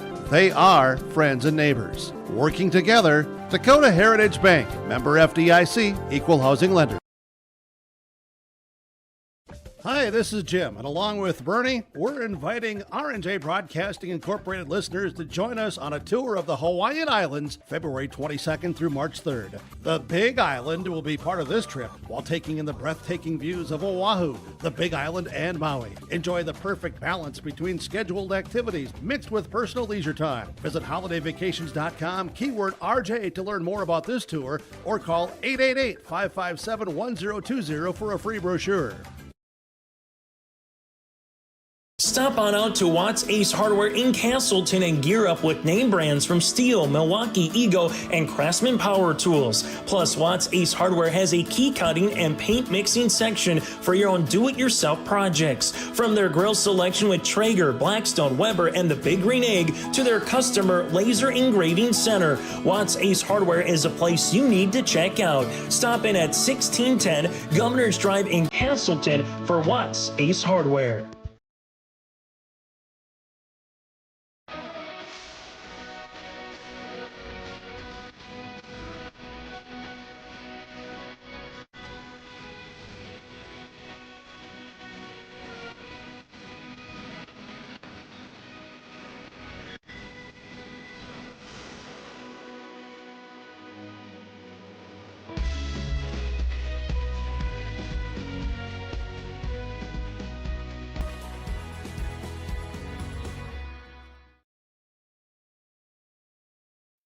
At Polar Communications, innovation is in our DNA. We're pioneers, always looking ahead to what's next to ensure our communities thrive. We were the first in the state to offer gig services, and we didn't stop there.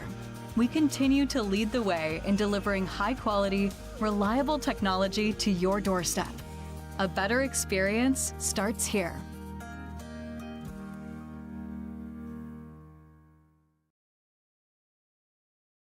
Your family farm has been adapting to challenges in the field for generations. Taupe Insurance is here to help you weather the storm when those challenges arise. Visit with Taupe Insurance today about a quote or review of your policies. Tulp Insurance offers coverage on your farm's assets, crop, and hail insurance, plus home and auto, commercial, and life insurance. Stop in for a visit today at their office in Castleton or give Tulp Insurance a call at 701-347-4045. Sharing our heritage, sharing our future. Choosing the right bank for your financial needs can be challenging with the many choices available. Dakota Heritage Bank is pleased you're interested in knowing more about what they can do for you. The Dakota Heritage Bank community bank setting is a strong advantage they have over larger, less personal banks. Customers are more than account numbers, they are friends and neighbors. Working together, Dakota Heritage Bank, member FDIC, equal housing lender. Welcome back to YourLiveEvent.com. It's our Farmers Union of Castleton, a halftime show. 14-13 EEK leads Central Cass finally of the regular season for Class A football. And we got some out-of-town scores. What's our out-of-town scoreboard looking like? Yeah, absolutely. With it being Teachers Convention Weekend, games throughout North Dakota in the 11A division spread out over the last 3 days. Wednesday was Surrey defeating Ned Rose 38-16, and Rugby defeating Turtle Mountain 52-6. Last night there was 3 games in the state in 11A. Hazen defeated Bowman County 45-8. Langdon area Edmore Munich defeating Grafton 39-6, and Dickinson Trinity defeating Southern McLean 47-14. Tonight we'll take a look at starting off with Region 1. 2 games got an earlier start in Region 1 here tonight. Hillsborough Central Valley defeating Northern Cass 48-14. Lisbon defeating Thompson 28-8, as well as Kindred defeating Oaks 36-0. That is your other finals in Region 1. Taking a look around the state. Bishop Bryan is leading Stanley 13-7, 6 minutes until halftime. At halftime, Shiloh Christian leading Beulah 34-0. 5 minutes until halftime. Velva Garrison Drake Animus leading Delax Burlington 41-0. Halftime, Carrington leads Carrington is behind. Bodno leads Carrington 21-15.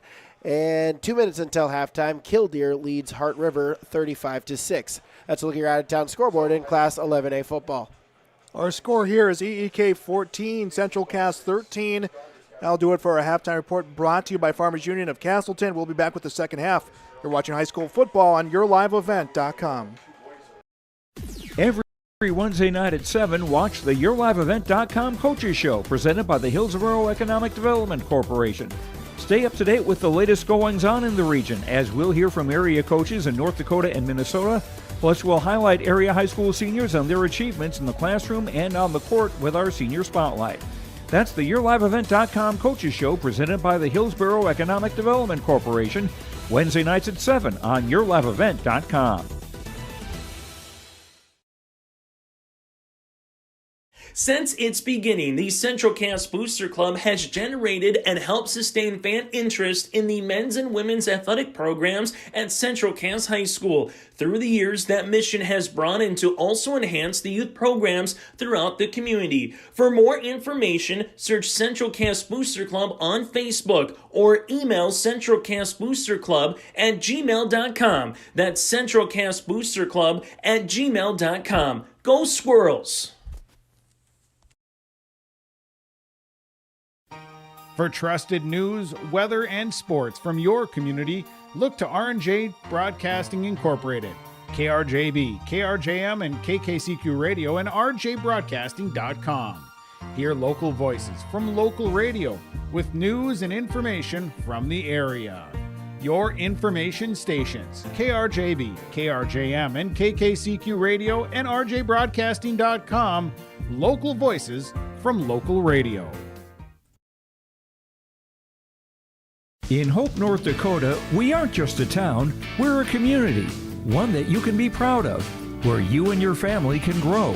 With available jobs, affordable housing, a golf course and pool, the Sportsman Club, and great educational opportunities. There hasn't been a better time to join the Hope community, ideally located between Fargo, Grand Forks, and Jamestown. For more information, go to www.hopend.com.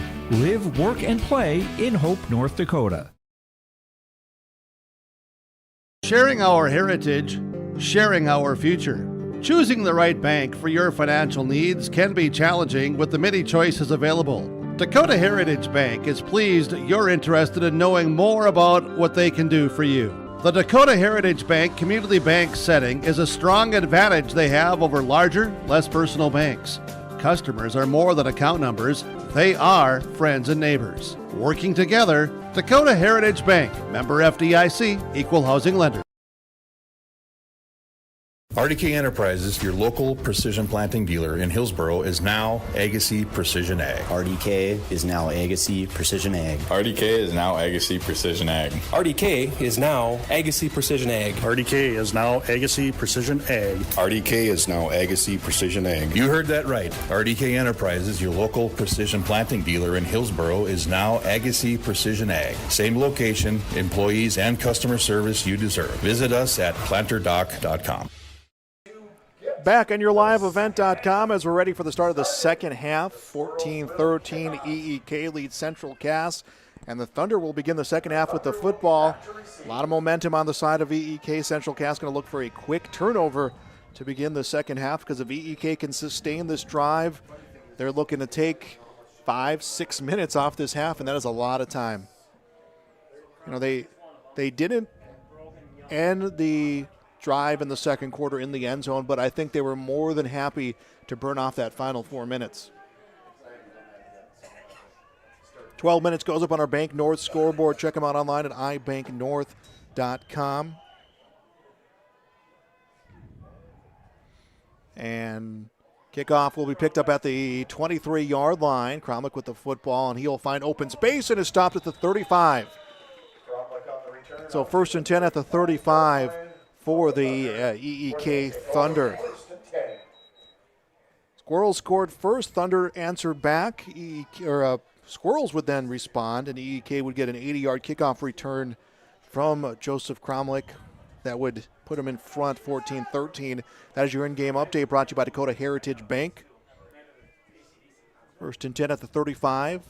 Under center will be the quarterback Thorpe, and he will go to his deep back Caruth, and he will get about 3 on the run.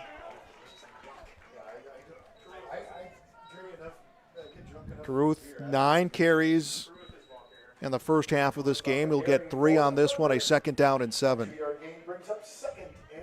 And you see EEK, right? Again, just using up as much of the clock as they can on that play clock. 20, and they still haven't broken the huddle yet.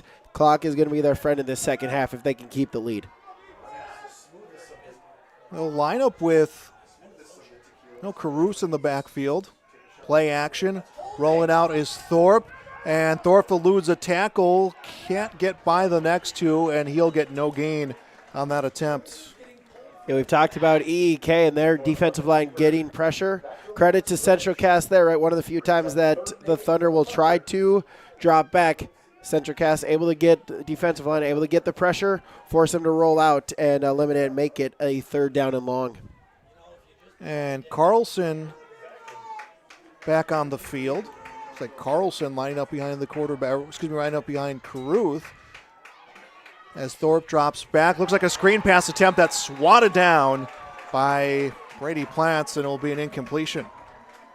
Yeah, great job there reading the screen by Plant, especially there. Did not continue pursuing the quarterback. Kind of stayed down, got one of his paws on it, forced a pass breakup, and brings up 4th down.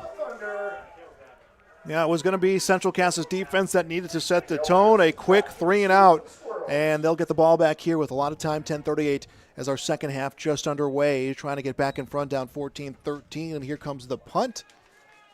And we'll see what the Squirrels get on the return from Pearson. Pearson cuts on the inside, has about a 2-on-1 his way, spin move, and extends it to the 34-yard line.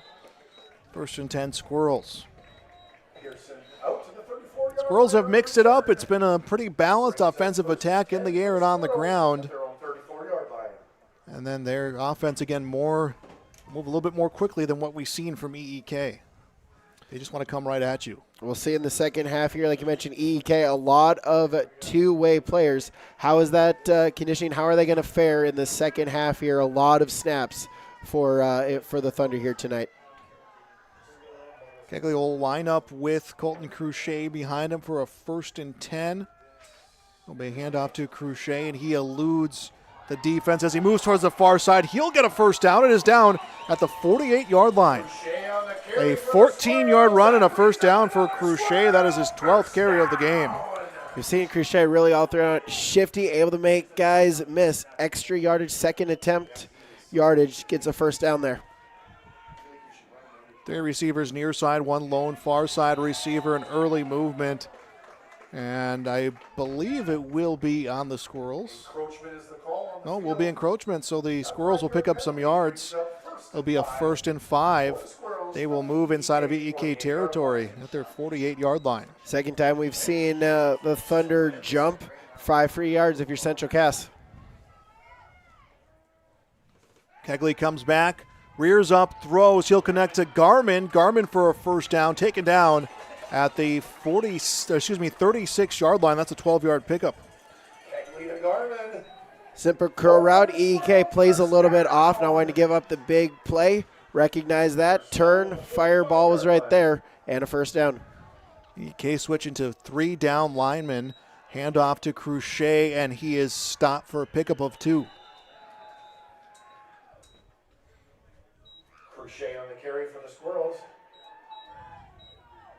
Be a 2nd down and 8 there to the 36. 2-yard gain brings up 2nd and 8. Strike that to the 34-yard line. And up to Cruchet, run towards the left side. Stumbles his way through to the 26-yard line and just shy of the first down. Cruchet on the carry. About 2 yards shy, 3rd down and 2 for the Squirrels. They look like they kind of want to air it out. Shot towards the near sideline comes to Pearson, and he is brought down shy of the first down.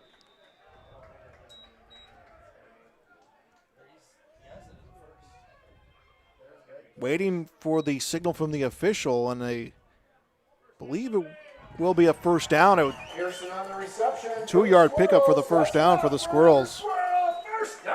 I think everyone just kind of held their breath on that one as to which way it was going to go. Yeah, left foot, right foot. Pearson there, able to just, hey, find where the sticks were, get enough, get a new set of downs. 1st and 10 at the 26. Play action shot towards the flat comes to Garmin, and he is knocked down, I believe, at the line of scrimmage. Well, they will give him a pickup of 2. Garmin on the reception for the Squirrels. That gain of 2 brings up 2nd and 8. So 2nd down and 8 at the 26. Again, Central Cass just using that quick passing game. Get your playmakers out in space. See if they can do something with it. Inside of 8 to go, 3rd quarter, and it'll be a handoff, and it comes into the hands of Aiden Thummel, and he will push through for an extra 2. Thummel on the run for the Squirrels brings up 3rd and 5. 3rd down and 5. Ball at the 21-yard line of EEK. And Cruchet comes back into the game, and he'll line up as the tailback. And snap a little botch, but recovered by Kegley, and he'll throw towards the sideline for an incompletion.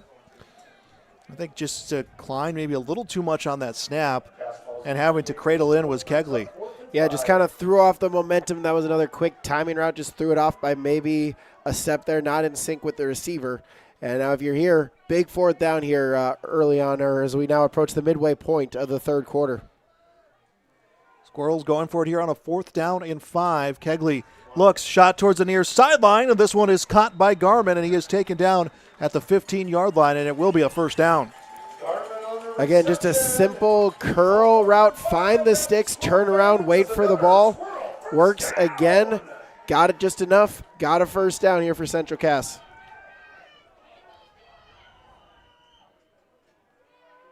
Inside of 7 now to go in the 3rd quarter. And a handoff will come to Cruchet, and he is popped down in the backfield for a loss of about 3. Cruchet on the carry for the Squirrels brings up 2nd and 13 for the Squirrels. The Squirrels will lose some yards here. 2nd down and 13.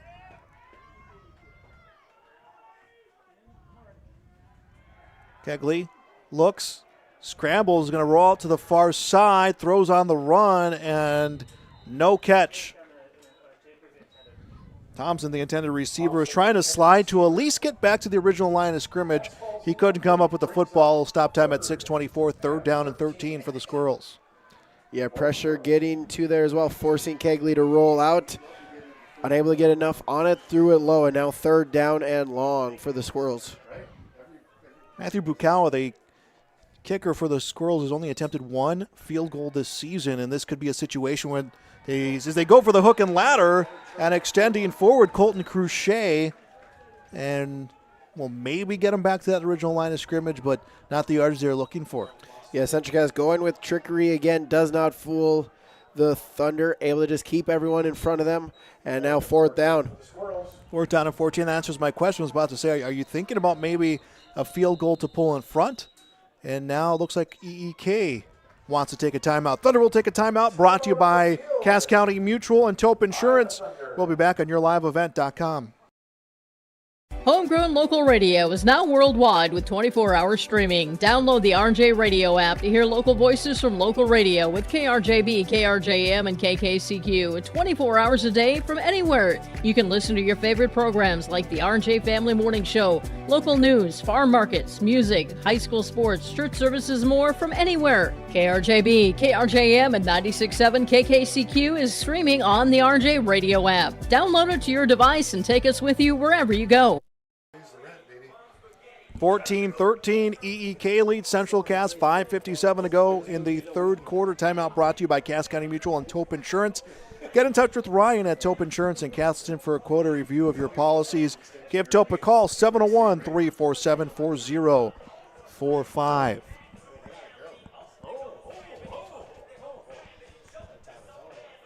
Fourth down and 14, Squirrels not wavering. They will go for it here.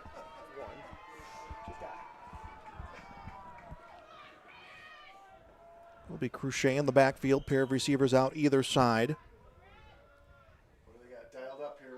Kegley comes back, looks near side, has pressure, player in pursuit, shot at the end zone, intercepted.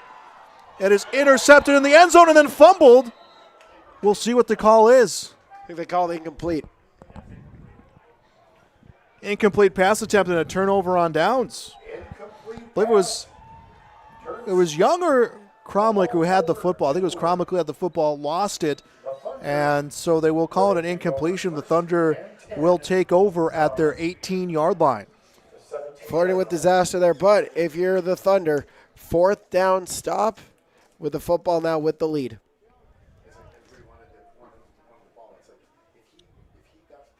So staying in the huddle right now is EEK. And they will now step up to the line.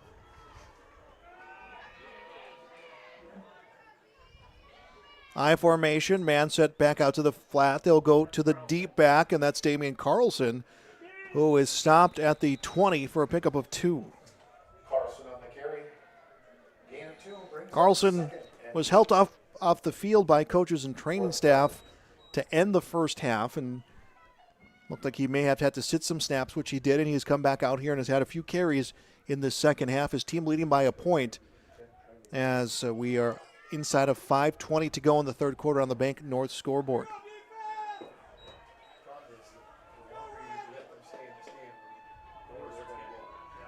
I formation again and play action. Ball connects it to Cromlick. Cromlick will get some blocking and is stopped at the 30, and looks like this should be enough for a first down. It is. Cromlick's catch, his 2nd of the game, and enough for a first down. The Thunder will move the chain. Yeah, if you're EK, just try to milk the clock as much as you can. Get some first downs here. At the very least, clock is your friend. 4.5 minutes left. We saw them do it end of the 1st quarter. Bleed time in to force it into the 2nd quarter. If you're the Thunder, try to do something similar here. 2 players in the backfield. Thorpe under center will go into the hands of Caruth, and Caruth will plow his way through and is stopped by a whole gang of Squirrels at the 40 for a pickup of 9. Bit of a misdirection there. Counterplay, credit to Caruth there. Being patient, following his blocks, waiting for the hole, and then attacking it and getting 8 yards and bringing up 2nd down and short. Ball at the 39-yard line for EEK inside of their territory, now inside of 4 to go. Caruth, I believe, the deep back with Thorpe under center. And he will go to Carlson, and he should have enough for the first down. And he will.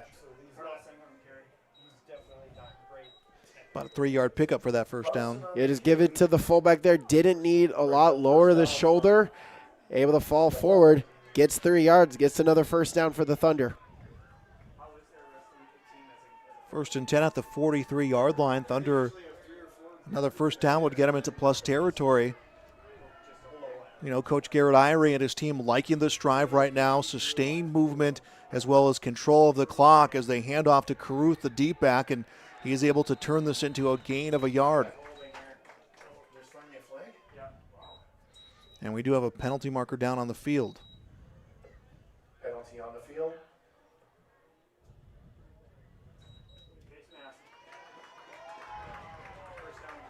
And it will be on Central Cass. They'll be called for the face mask, so EEK will get that first down, and they will be inside of Squirrel territory.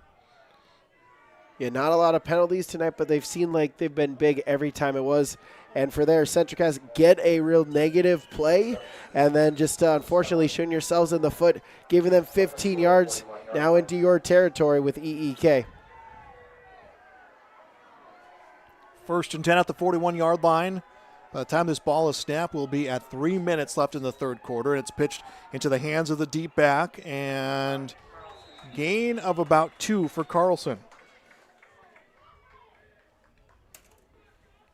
And the Thunder keeping a turn down, keeping a grinding out time, keeping a grind up field, up 14-13. And winner of this game will be the second seed or the second place team out of the region, and will likely be seated in the top 4 in the state of North Dakota.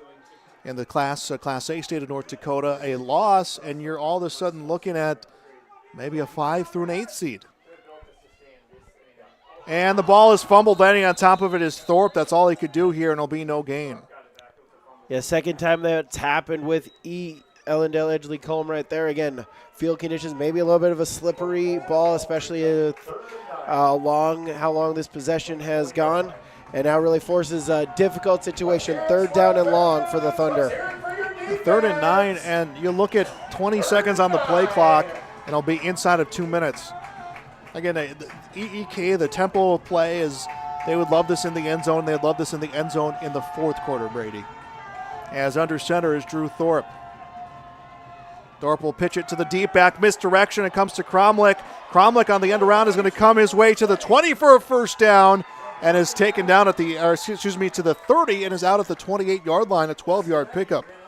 Yeah, we've seen Central Cass go with the misdirection with the, the trick plays throughout tonight. The Thunder, not so much, picking out a perfect time to get that going, get the first down. And you mentioned that with that, this will, every first down for EEK basically is another 2 minutes off the clock. Yeah, we're inside of a minute and a half to go here in the third quarter on the Bank North scoreboard. Visit them online at ibanknorth.com. Member FDIC, equal housing lender. I formation yet again for the Thunder. Under center will be the quarterback Thorpe, and it's a hand up to the deep back, and it's a loose football, and the Squirrels will get it. 3rd fumble of the game, and this time it is recovered by the Squirrels, and it is Colton Cruchet with the fumble recovery. It's happened a couple times for the Thunder, and now this time it bites them. Fumble. Central Cass with possession. We just mentioned there about the clock. Central Cass now football in the third quarter. We'll see what the Squirrels can do, down by a point. So that's the flip side of your team that likes to burn clock, is you've burned clock out of your own time now, and you turn the ball over so the Squirrels can get a drive here that goes into the fourth quarter.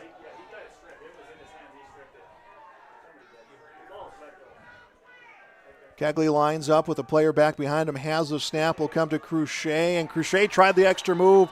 Max Chernlin able to stick with him, as there'll be no gain on the run. That is carry number 16 for Cruchet. Yeah, Chernlin from the linebacker spot just read it perfectly, met him at the hole, forcing only a gain of 1.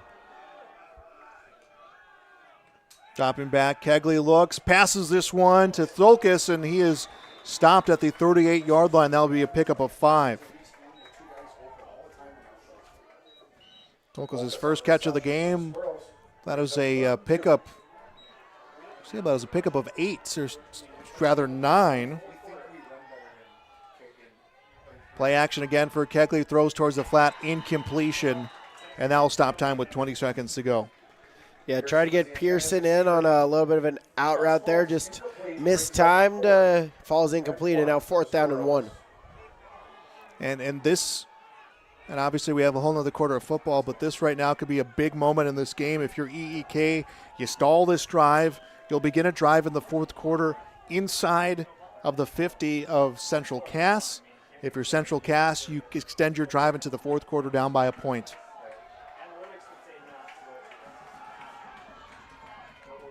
EEK looking like they're going to bring the house, and it's a run attempt, and it will be a first down on the direct snap to Crochet, and he's going to keep moving, and he's up to the 50, down at the 48-yard line. You mentioned they brought the house, tried to send Crochet a little bit towards the near sideline, got to the edge, got just enough, and then made a couple men miss to get a couple extra yardage. And they will not snap the football, as they do not need to snap the football. They'll let the 3rd quarter end as a scoreless 3rd quarter. We'll go into the final 12 minutes of this one with EEK leading 14-13 on the Bank North scoreboard. You're watching high school football on YourLiveEvent.com.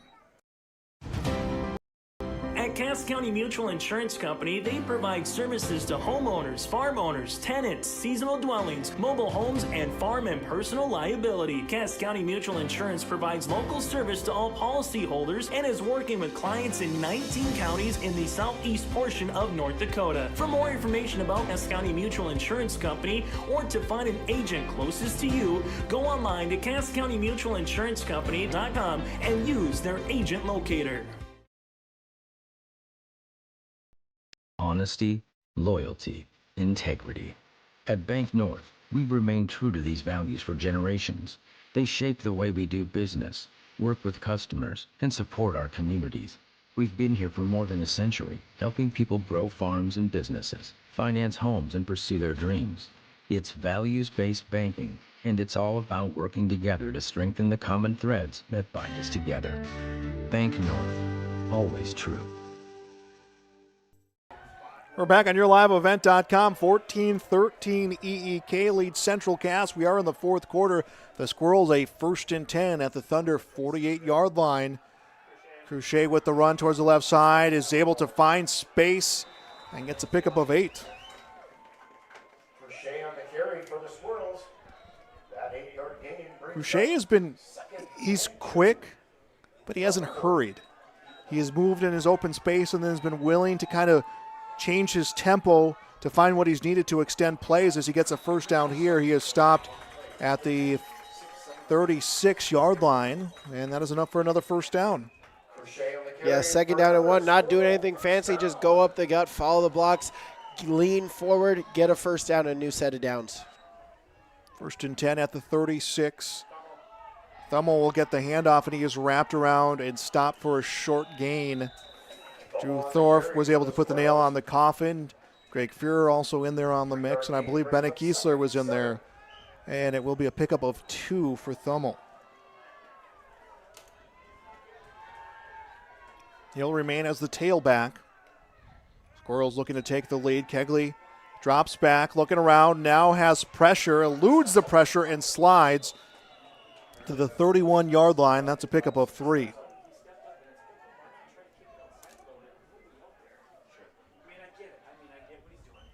Third down now for Central Cass.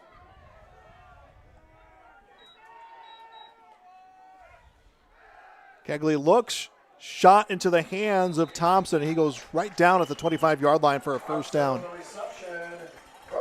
Again, just that simple curl route. Find the sticks, stay there, wait for the ball. EK has been playing off in that situation, and it bites them again. They're at the Thunder 25-yard line. Squirrels down by a point, 14-13. And it's a handoff to Thummel. Thummel, his biggest run of the game, will bring him to the 15. So he'll be shy of the first down, but not by much. Thummel on the carry for the Squirrels. That 9-yard gain brings up 2nd and 1. 2nd down for the Squirrels. Hand off again to Thummel. He'll go around the outside and is going to be stopped shy of the first down. Didn't see who made that play. I believe that was Damian Carlson who made that play. That will stop the Squirrels from getting the first down. Yeah, Carlson there just, most importantly there, right, staying at the sticks, not letting him get fall forward, brings up third down. They'll go to Cruchet, and he will run his way through to the 10-yard line, and he'll get the first down. By my count, that is 19 carries for Cruchet, who has emerged as the lead running back for this Squirrels team. Kind of his coming out game was that game against Northern Cass where Brody Kegley takes a hard hit and they go to direct snaps to Cruchet, and he answered the call with 4 touchdowns in that game as a pass connected to the flats to Tolkis, and he is brought down at about the 8-yard line. Just a quick screen play, not even really a screen, just a quick out route. Try to get him to get some yardage. Works so able to get it, cut it in half, 2nd down and 6.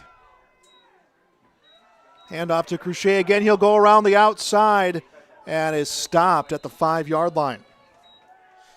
Cruchet on the carry for the Squirrels brings up. He'll get 3 on that carry and a 3rd down and 5 for the Squirrels. EK has been able to come up with some big tackles on this drive. Ball will come to Cruchet, and he should have enough for at least a first down as he takes a big hit and he goes down. Cruchet on the carry for the Squirrels. And we're going to have an injury timeout from the official. We'll be back on yourliveevent.com. At Castleton Lumber, they want to be part of every stage of your building project from the ground up. Let them assist with planning your project timeline in a way that's affordable and efficient. Castleton Lumber has everything you need to get the look you love with windows, siding, roofing, and doors. From choosing the right materials to the finishing touches, you can count on the folks at Castleton Lumber. Stop in and talk with the crew today or call 347-4471. That's 347-4471. And Croton Cruchet went down after taking that hit, but he's able to pop back up, and he is back in the huddle. Squirrels shy of a first down. Will be about a 4th and 1, 4th and 2 inside of the 5 of EEK. Thanks for being with us here tonight on yourliveevent.com. The Squirrels trail 14-13. EEK, who has made the playoffs for the first time in a long stretch, trying to become the second-place team out of this region and potentially a top 4-seeded team in the state playoffs. 4th and 1 for the Squirrels. If they don't find the end zone, they can at least extend the drive. Thummel will be the tailback. And we're going to get flags coming down here. It's going to be a false start. False start against the Squirrels. Penalty on the play. False start is the call on the Squirrels. And they are going to go for a field goal. Matthew Bukow has attempted just 1 field goal this season. He is 23 for 25 on extra points. It's about extra point distance here. And this field goal would give the Squirrels the lead with 8:22 to play.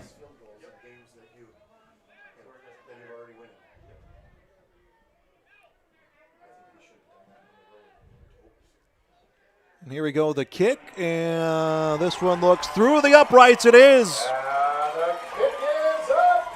Bukawa comes through with the field goal, and the Squirrels take the lead, 16-14 on the Bank North scoreboard. We'll be back on yourliveevent.com. Since its beginning, the Central Cass Booster Club has generated and helped sustain fan interest in the men's and women's athletic programs at Central Cass High School. Through the years, that mission has brought in to also enhance the youth programs throughout the community. For more information, search Central Cass Booster Club on Facebook or email centralcassboosterclub@gmail.com. That's centralcassboosterclub@gmail.com. Go Squirrels! Matthew Bukawa, his first made field goal of the year on his second attempt, a 26-yard field goal. And the Squirrels take the lead, 16-14 on the Bank North scoreboard. 8:09 left to play here for the Squirrels, and they have the lead. EEK will try to respond back and burn down some time here. Both of these teams 7-1 on the season, 5-1 in the region. So a whole lot of line on this game, and it's been exactly how we thought it would look between these two teams. Yeah, absolutely. You hoped for a good game. So far, it has delivered, and still plenty more plays to be made tonight. And the short kickoff for the Squirrels, and EEK can't get much of a return, as landing on top of the football will be Brady Hansen, the sophomore. He'll smother this one at his team's 30. Decent field position now for EEK. Yeah, that hit one of the up men for the Thunder, so really a smart play there. Just fall on the football. Make sure you have possession here and try to set up your offense here with 8:06 remaining. EEK was dealing on their last possession, and then with about a minute left to go in the third quarter, there was a fumble recovered by Colton Cruchet, which turned around and became that field goal. Here comes a handoff into the hands of the deep back. That'll be Caruth, and Caruth will be stopped for a short gain. Mentioned that with that offense, a little bit of an interesting situation there for EEK, right? They want to take some time off the clock. They want to ground and pound, and it works, but you really got to try to get points on this possession because you don't know if you're going to get another one after this. EEK will stay in the huddle.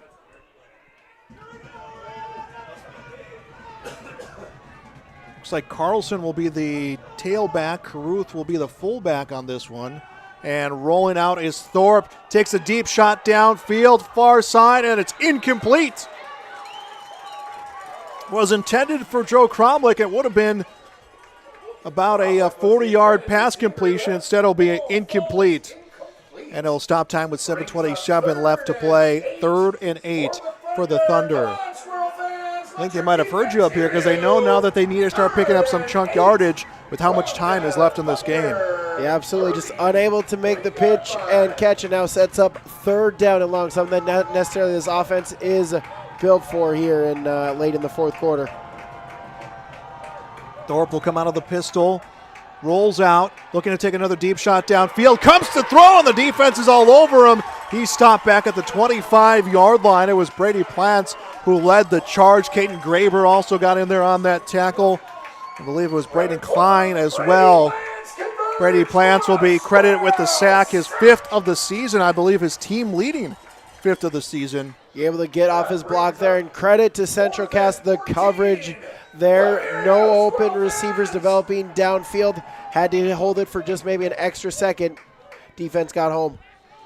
EEK punting. It's Cale Pearson looking for a return, and he'll let the Thunder touch it at about the 46-yard line. So Central Cass, good field position to begin this drive with 7:20 left to play on the Bank North scoreboard. Our Dakota Heritage Bank in-game update. The Squirrels got up to a 7-0 lead at the end of the first quarter. EEK would respond back with 14 points of their own in the second.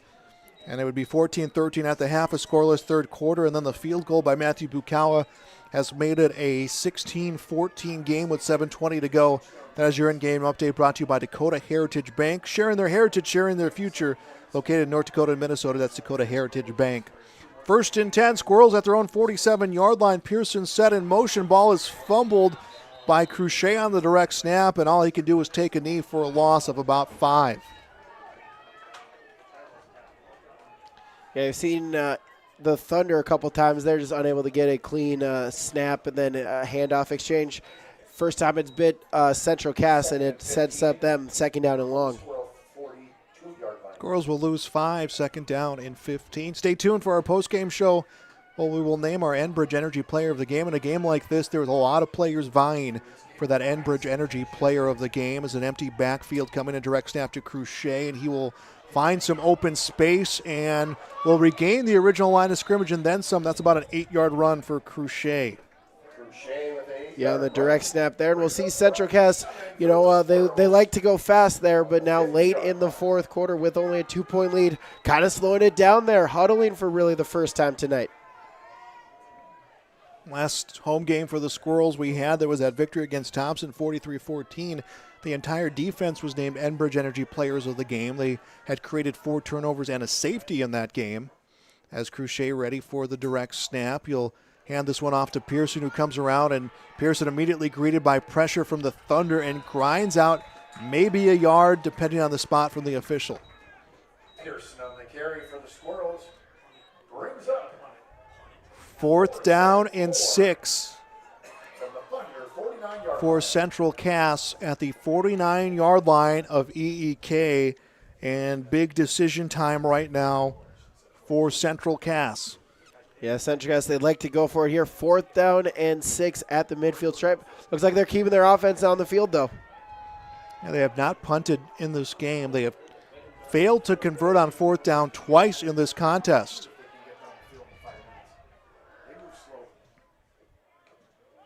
Maybe trying to draw that offsides, and they will take a timeout.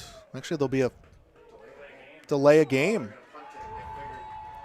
All right, so they tried to draw the offsides, hoping to get those yardage, but they're willing to take the delay of game because they were looking to punt the football. Yeah, great job there by the Thunder. It's happened a couple times where they've jumped offsides. First drive of the game, right? They jumped offside on a 4th down and short, but there the Thunder hold their water, able to get another chance for their offense. Cromwell will come back to return this punt.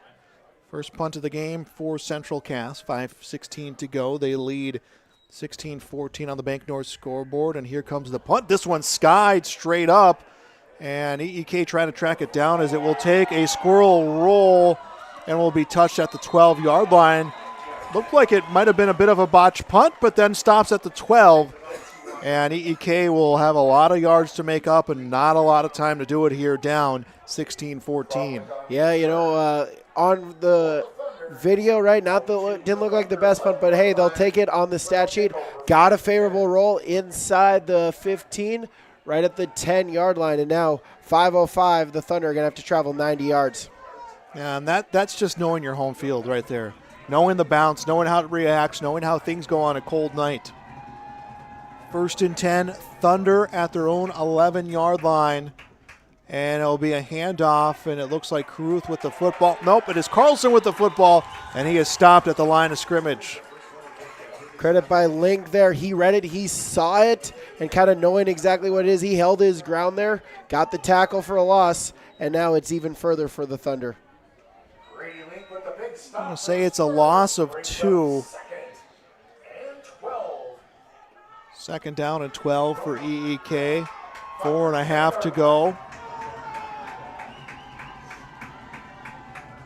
Thorpe's going to have to air this one out. Play action. Rolls to his right side. Has Plants in pursuit. Is able to connect into the hands of Kremlich, and it will be at the 20-yard line. So that will be a pickup of 9. Yeah, big thing there, right? Keep it, make it 3rd down and manageable. Able to roll out. Got maybe an extra second or 2 as the rush was coming, but able to complete it. 3rd down and 2 and manageable for the Thunder as we get under now 4 minutes by the snap. 7-1 is EEK, coming off a 5-4 season last year, just 3 seasons removed from an 0-9 year. It'll be a handoff. I believe it was Carlson, and he'll be stopped by the pile shy of the 1st down. We'll see second effort. It's right there as... Well, they will give him the 1st down, so EEK will move the chains. Credit by Caruth there again, keeping the feet moving. Got a 1st down. Also buys you a little bit of time as they'll wait for the clock to start until they're ready for play, or until the chains move. 3:39 and counting to go on the Bank North scoreboard. 1st and 10, EEK at their own 22. Thorpe under center. Rolls out, has time, takes a shot, and this one tipped around, incomplete. Carlson looked like he was out there trying to make a play on the numbers, but couldn't. Incomplete, and will stop time with 3:22. 2nd down and 10, and maybe, obviously you want the yards if you're EEK, but you're all right knowing that game clock is not winding down right now. Don't want to use one of those timeouts if you're the Thunder. Not at this point.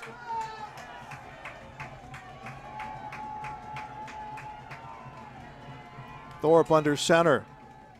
Comes out to Caruth, a deep back, and he is stopped behind the line of scrimmage, back at the 20.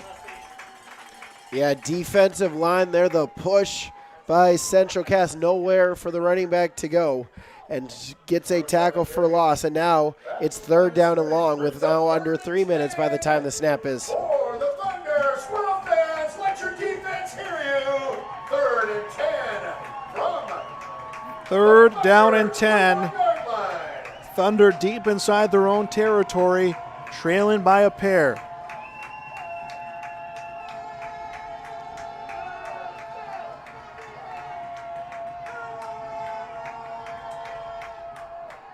Thorpe drops back, and a whole bunch of squirrels are right there to stop him. Braden Klein gets the sack, and a 4th and long. Yeah, EEK, right? A run-first offense. They're not set up to try to get the big pass yardages, and there Central Cass brought the house. Perfect time.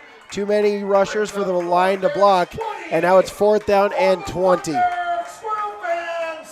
Clock will continue to wind down. It'll be about 2 minutes by the time they step to the line of scrimmage, and you can see the Thunder pleading to their sideline for the timeout. They'll take it. Timeout brought to you by Cass County Mutual and Tope Insurance. We'll be back on yourliveevent.com. Central Cass School's mission is to foster student excellence in cooperation with family and community and to provide educational opportunities in a safe and caring environment. Thank you to everyone who has helped make this mission a reality. The STEM Center, Theater, Music Wing, Early Childhood Center, Wellness Center, and Athletic Complex will help set students up for success in school and life after graduation. They wish everyone at Central Cass good luck this year with academics and activities as you grow into the new space and move forward with excellence. Welcome back to yourliveevent.com. Timeout brought to you by Tope Insurance and Cass County Mutual. EEK trails 16-14, 2 minutes left to go. They face a 4th down and 19.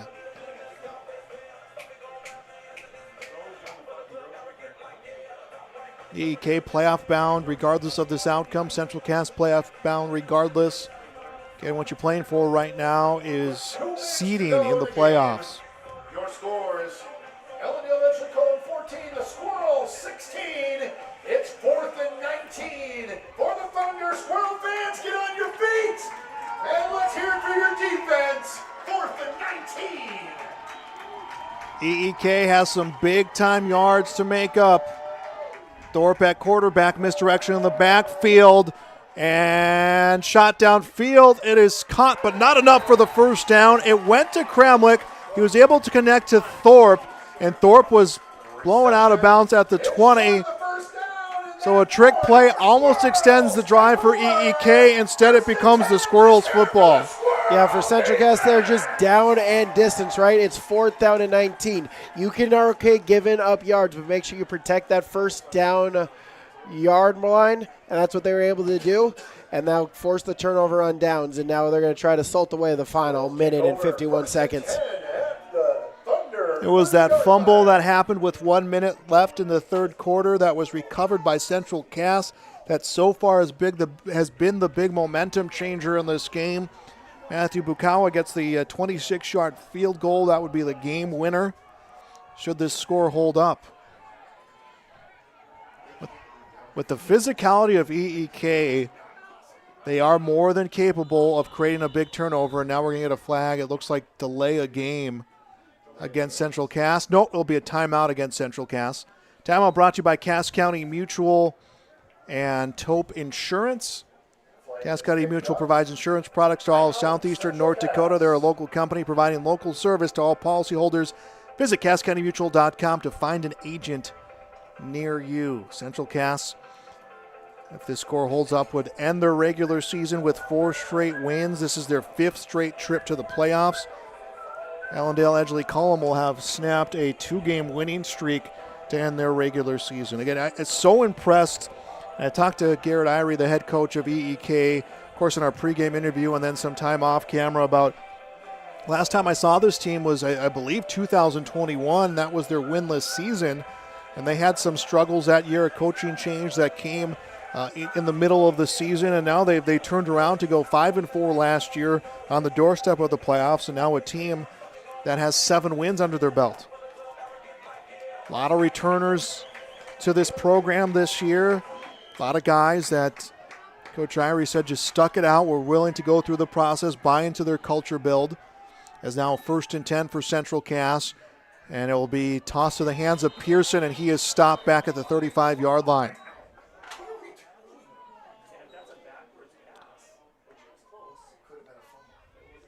So they will lose about 5 yards on the play. It's an incomplete pass.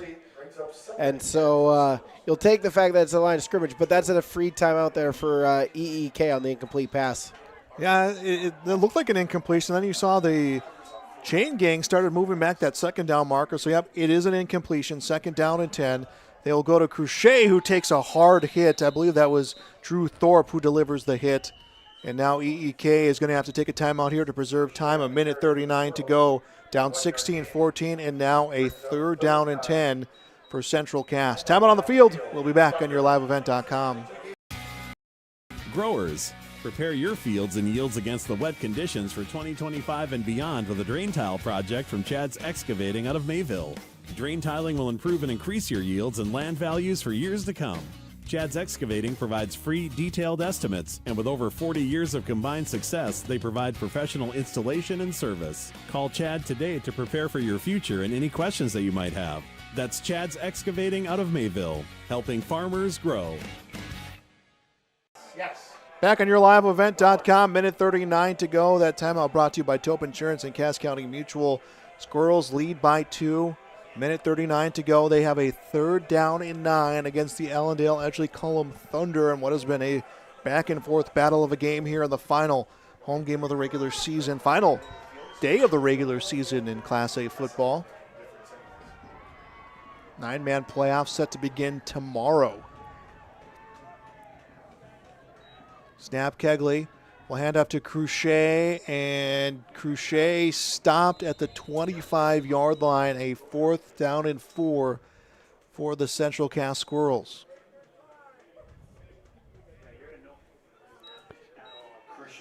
Thunder out of timeout, so look for Central Cass. They'll probably take all 40 seconds between plays here, and really this is the game. If you're Ellendale, Edgeley, Kulm, right, you need a stop to try to at least give your offense a chance here with under a minute left.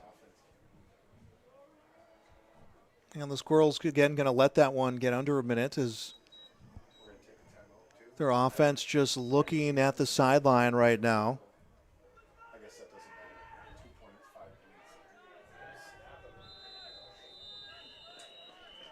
And Central Cass will take a timeout here. 49 seconds to go.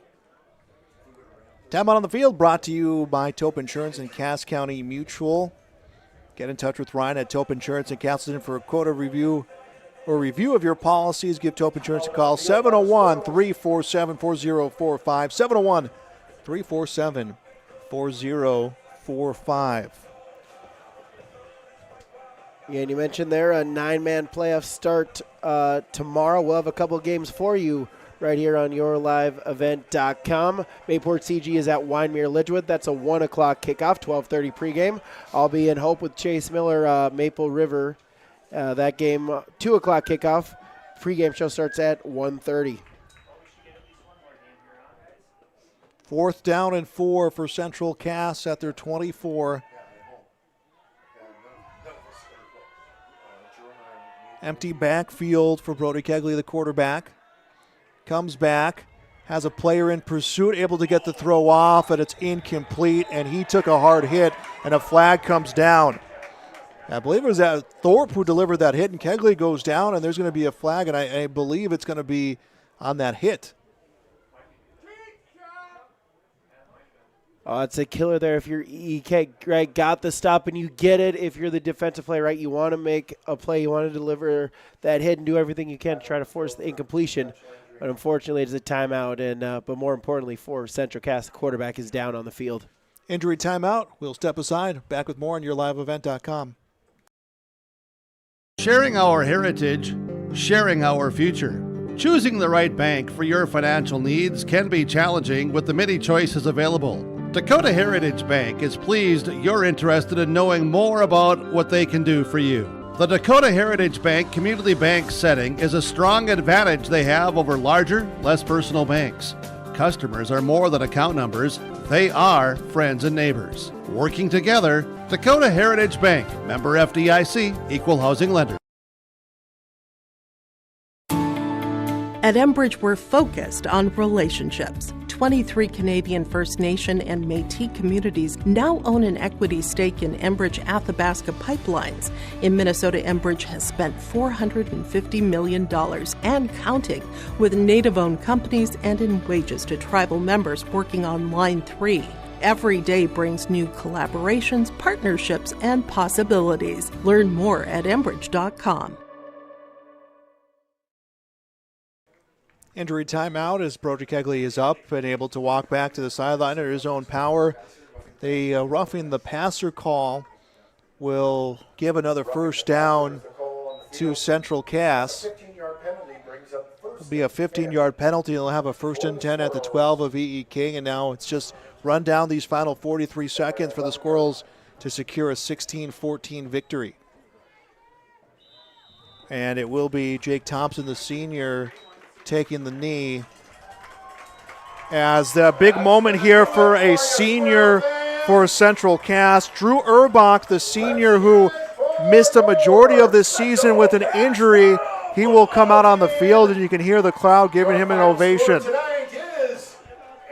So Urbach able to come out on the field for those final few seconds to be with his teammates as the Squirrels do not need to snap the football, and they will get the victory here in this game.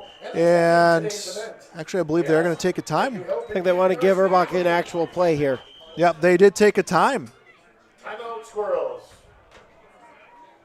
Now, they brought Urbach, and they took time, and they want him to take the knee for this final snap. So Urbach will come out under center, and he'll take the knee, and then the senior will get a lot of hugs from his teammate and an ovation. Urbach with the knee injury early this year, just played 2 games, and he'll get to take the final knee in this victory as the Squirrels win 16-14.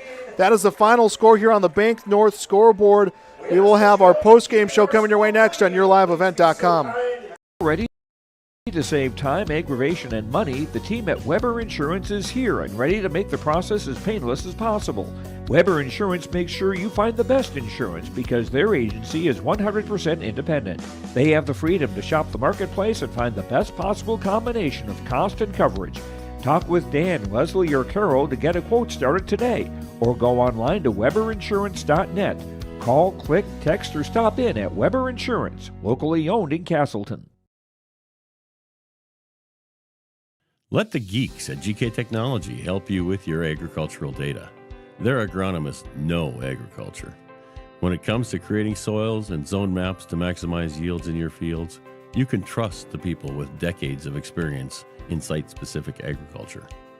Everyone at GK Technology has a background in agriculture, so they know what makes a farm run, and they speak your language. The geeks at GK Technology have a map and an app for that. Sharing our heritage, sharing our future. Choosing the right bank for your financial needs can be challenging with the many choices available. Dakota Heritage Bank is pleased you're interested in knowing more about what they can do for you. The Dakota Heritage Bank community bank setting is a strong advantage they have over larger, less personal banks. Customers are more than account numbers, they are friends and neighbors. Working together, Dakota Heritage Bank, member FDIC, equal housing lender. Hi, this is Jim, and along with Bernie, we're inviting R&J Broadcasting Incorporated listeners to join us on a tour of the Hawaiian Islands, February 22nd through March 3rd. The Big Island will be part of this trip while taking in the breathtaking views of Oahu, the Big Island, and Maui. Enjoy the perfect balance between scheduled activities mixed with personal leisure time. Visit holidayvacations.com, keyword RJ to learn more about this tour, or call 888-557-1020 for a free brochure. And what felt like a playoff game, the Squirrels come away with the victory on the 26-yard field goal for Matthew Bukawa as they win this one by a final of 16-14.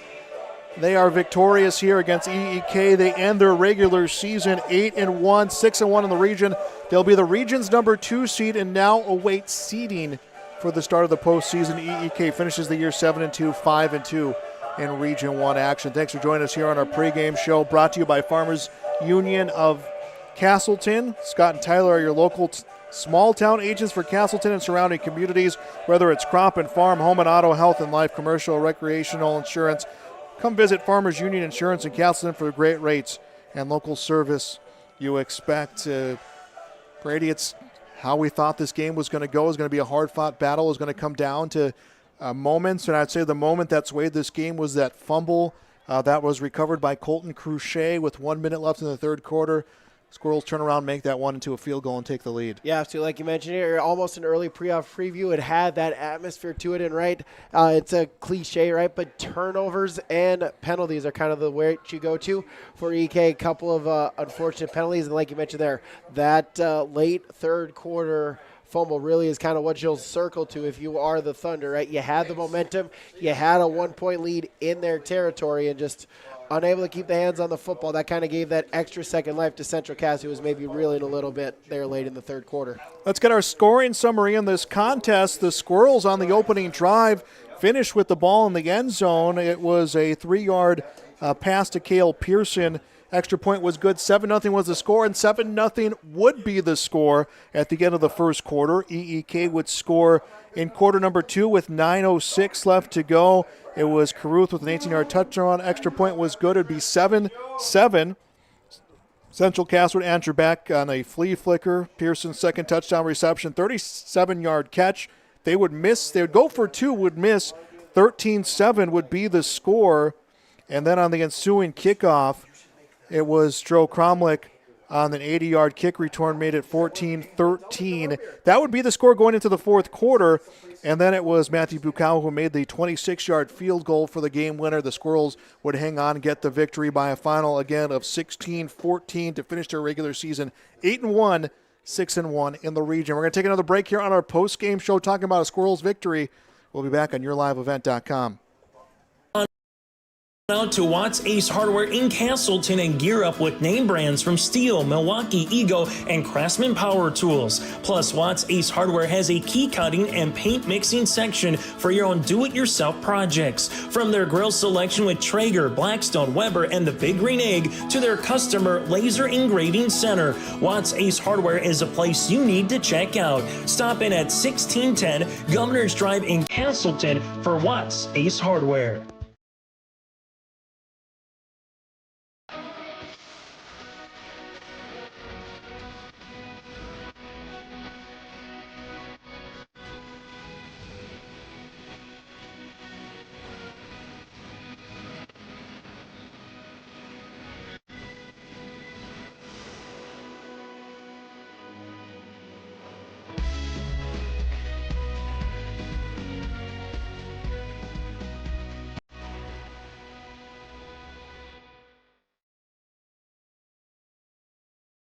At Polar Communications, innovation is in our DNA.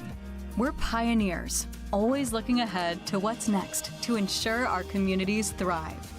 We were the first in the state to offer gig services, and we didn't stop there.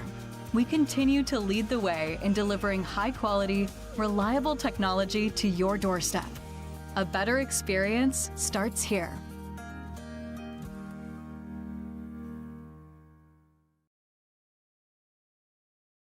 Your family farm has been adapting to challenges in the field for generations. Taupe Insurance is here to help you weather the storm when those challenges arise. Visit with Taupe Insurance today about a quote or review of your policies. Taupe Insurance offers coverage on your farm's assets, crop, and hail insurance, plus home and auto, commercial, and life insurance. Stop in for a visit today at their office in Castleton or give Taupe Insurance a call at 701-347-4045. Sharing our heritage, sharing our future. Choosing the right bank for your financial needs can be challenging with the many choices available. Dakota Heritage Bank is pleased you're interested in knowing more about what they can do for you. The Dakota Heritage Bank community bank setting is a strong advantage they have over larger, less personal banks. Customers are more than account numbers, they are friends and neighbors. Working together, Dakota Heritage Bank, member FDIC, equal housing lender. Every Wednesday night at 7, watch the YourLiveEvent.com Coaches Show presented by the Hillsborough Economic Development Corporation. Stay up to date with the latest goings-on in the region, as we'll hear from area coaches in North Dakota and Minnesota. Plus, we'll highlight area high school seniors and their achievements in the classroom and on the court with our Senior Spotlight. That's the YourLiveEvent.com Coaches Show presented by the Hillsborough Economic Development Corporation, Wednesday nights at 7 on YourLiveEvent.com. Welcome back on our post-game show, and we're going to talk to Drew Urbach, senior on the team. First off, congratulations on being able to play 4 years out here as a Squirrel, your high school career. You get a chance to come out there, you take that last knee. Obviously, you wanted more moments your senior year, but what was that moment like for you? It was awesome, just to be out there with all my guys. We've been here for 4 years together, and just to be out there is just awesome with them one last time. Yeah, and you mentioned 4 years with his teammates. Obviously, you get that injury, couple games into the season. What is your role? How has that changed here on this team? You're still a captain, but what has changed for you not being able to be on the field? I'm just there supporting my guys and, helping out those younger running backs, make sure they know what to do. And if they have any questions, they come and ask me, and it seemed to be working pretty good so far. So. Yeah, after your injury, the running game maybe not as what you guys have been used to the last few years. You're able to get things settled. What were things that you guys talked about adjustment-wise there? Well, Colton's just a guy, a dude, so that helps a lot. And these younger guys, they're really prepared and developed already, and I think they have a bright future ahead of them.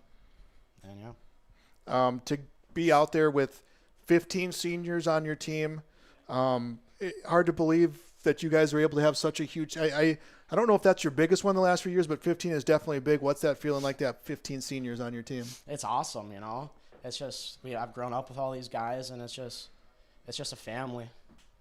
All right. Well, again, unfortunate to get that injury this season, but I know you're happy with the way your performance has been. Congratulations on that and that big moment you had here in this game. Thank you. All right, we'll get your teammate on here as we got Braden Klein will join us here on our post-game show talking about a Squirrel victory. Congratulations on that win. You get that big sack at the end of the game. What did you see in that play? Just my teammates are really the ones that made that play. I shed my block. The pocket started collapsing, started running right at me. I went and made a play. This is team defense. You guys had to face a very physical front in EEK. I mean, they got some size. They got some physical players, physical runners. What was it like in the trenches?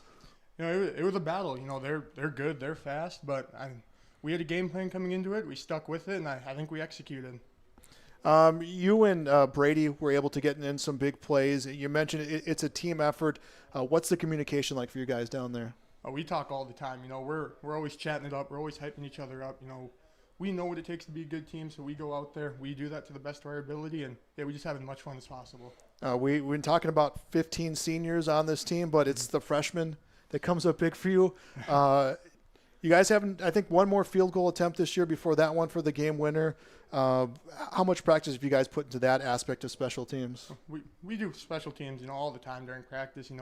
Matthew, he's a great kicker. May only be a freshman. He's got a great leg. He's really good, and he came in when we needed him. So, yeah, that was awesome.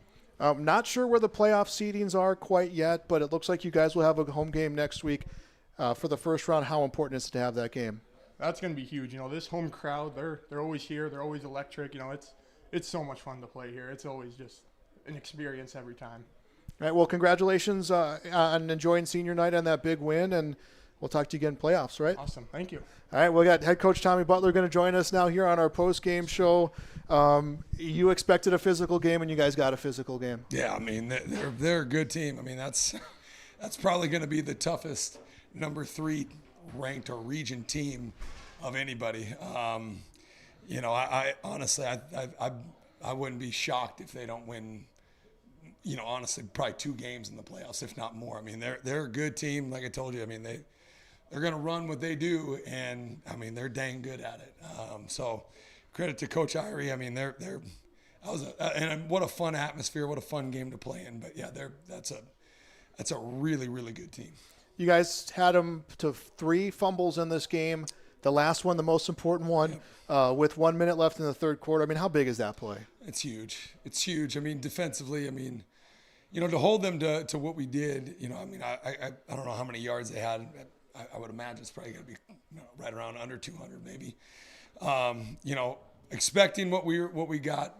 I thought we did a great job of slowing down. Joseph.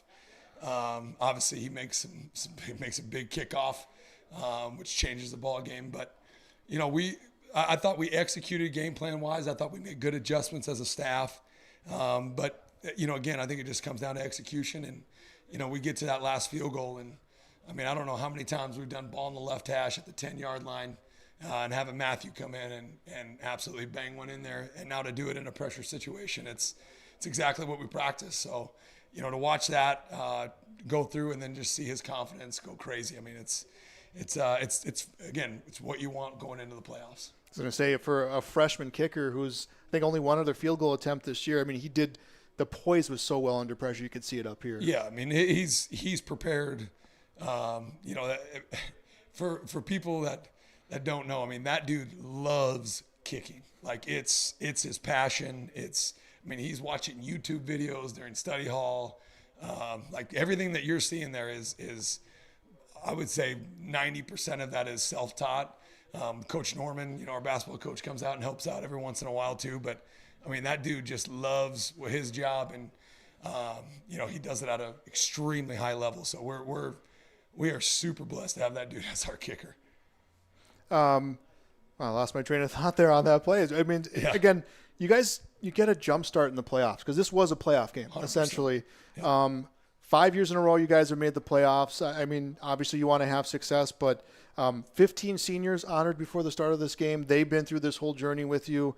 I know it's hard to find just a few words to define the senior class, but if you could think of maybe three, what would it be with this year's 15 seniors? Man, that's a great question. I think this group is as close as I've ever seen. I think it was Braden or Drew said, it's a family. It's a family. Those guys don't just hang out in football. They hang out, going to volleyball games. Outside of school. So it's, getting to watch them kind of grow. Again, some of them played into the state championship games. Some of them haven't. Some of them have grown into these roles. And, just to watch them continuously just be there for one another, and not just for their seniors, but now, for getting these younger guys going. We play a lot of young players. And you saw tonight, we had a bunch of freshmen out there or a bunch of 8th graders that are now here that are a part of our program now. It's the culture that, that we've always wanted to build, and now we're reaping the benefits of it. So hopefully we can cash in fully and make a really deep run and maybe put a ring on our finger. You guys won't know who your playoff opponent is. There'll be a quick turnaround for seeding as quick as that can be in that process, but it's got to make it a little bit more enjoyable to enjoy this night because you're not getting worried for another opponent quite yet. Yeah, the post-game celebration went bananas. Just because this is a playoff team. This is the type of football game you're going to play for the next 4 weeks. So, to keep our poise, to watch our offense drive down the field and then stall out, but never, never panic, never worry, never freak out. I think that was huge, defensively, just to keep making stops. A couple of times, like you said, they drive the field and then we cause a turnover. So those kinds of things are what you want to hang your hat on moving forward. This is again like you're building for the playoffs. These moments are the things that you're going to come back to and you're going to have to rely on. And I think our team, like I said, our team is ready. I'm extremely happy with our performance against a great team. So hopefully this springboards us right into a deep playoff run. All right, Coach. Well, congratulations on this win. I'll let you enjoy your time with your seniors. Hey, appreciate it. Go Squirrels. All right, Tommy Butler, head coach of the Squirrels, talking about that 16-14 victory. We'll take a break. We'll come back with more high school football on yourliveevent.com. Since its beginning, the Central Cass Booster Club has generated and helped sustain fan interest in the men's and women's athletic programs at Central Cass High School. Through the years, that mission has brought in to also enhance the youth programs throughout the community. For more information, search Central Cass Booster Club on Facebook or email centralcassboosterclub@gmail.com. That's centralcassboosterclub@gmail.com. Go Squirrels! For trusted news, weather, and sports from your community, look to R&J Broadcasting Incorporated. KRJB, KRJM, and KKCQ Radio and RJBroadcasting.com.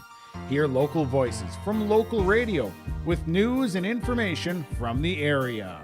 Your information stations, KRJB, KRJM, and KKCQ Radio and RJBroadcasting.com. Local voices from local radio.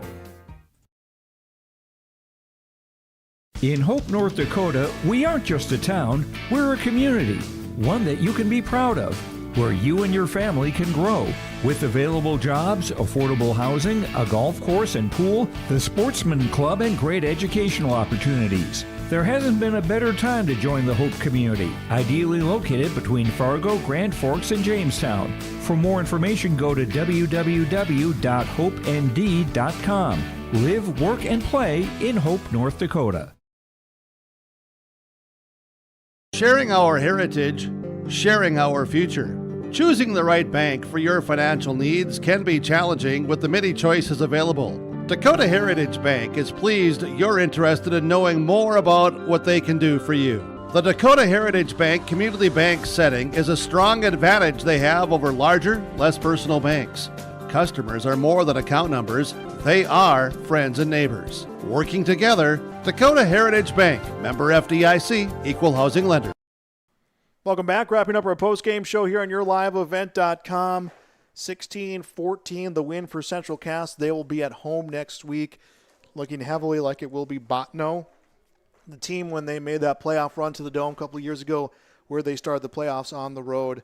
Again, the Squirrels will end their season, regular season, 8-1, 6-1 in the region. They'll be the second-place team out of Region 1. EEK finishes 7-2.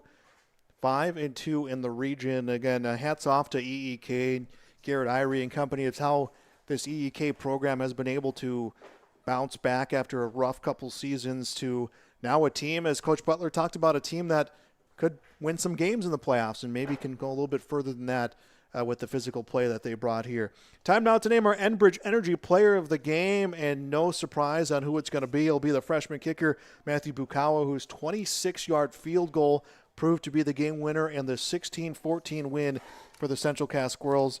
Again, he is our Enbridge Energy Player of the Game. Life takes energy. Enbridge, energy for life. Enbridge.com for career opportunities. My thanks to Brady Radar Siebels for running camera, producing this broadcast, and that wasn't enough, was on the mic as well, being my color commentator. Thanks to both coaches for getting us set up for tonight's game. Thanks to all of our sponsors. Thanks to both ADs as well for helping us out when we needed them to. We'll have playoff football coming up, scheduled to be determined. 9-man playoff football tomorrow. See that schedule on YourLiveEvent.com. That will do it for tonight's broadcast. Again, our final score from Castleton, Central Cass 16, EEK 14. You've been watching high school football on YourLiveEvent.com.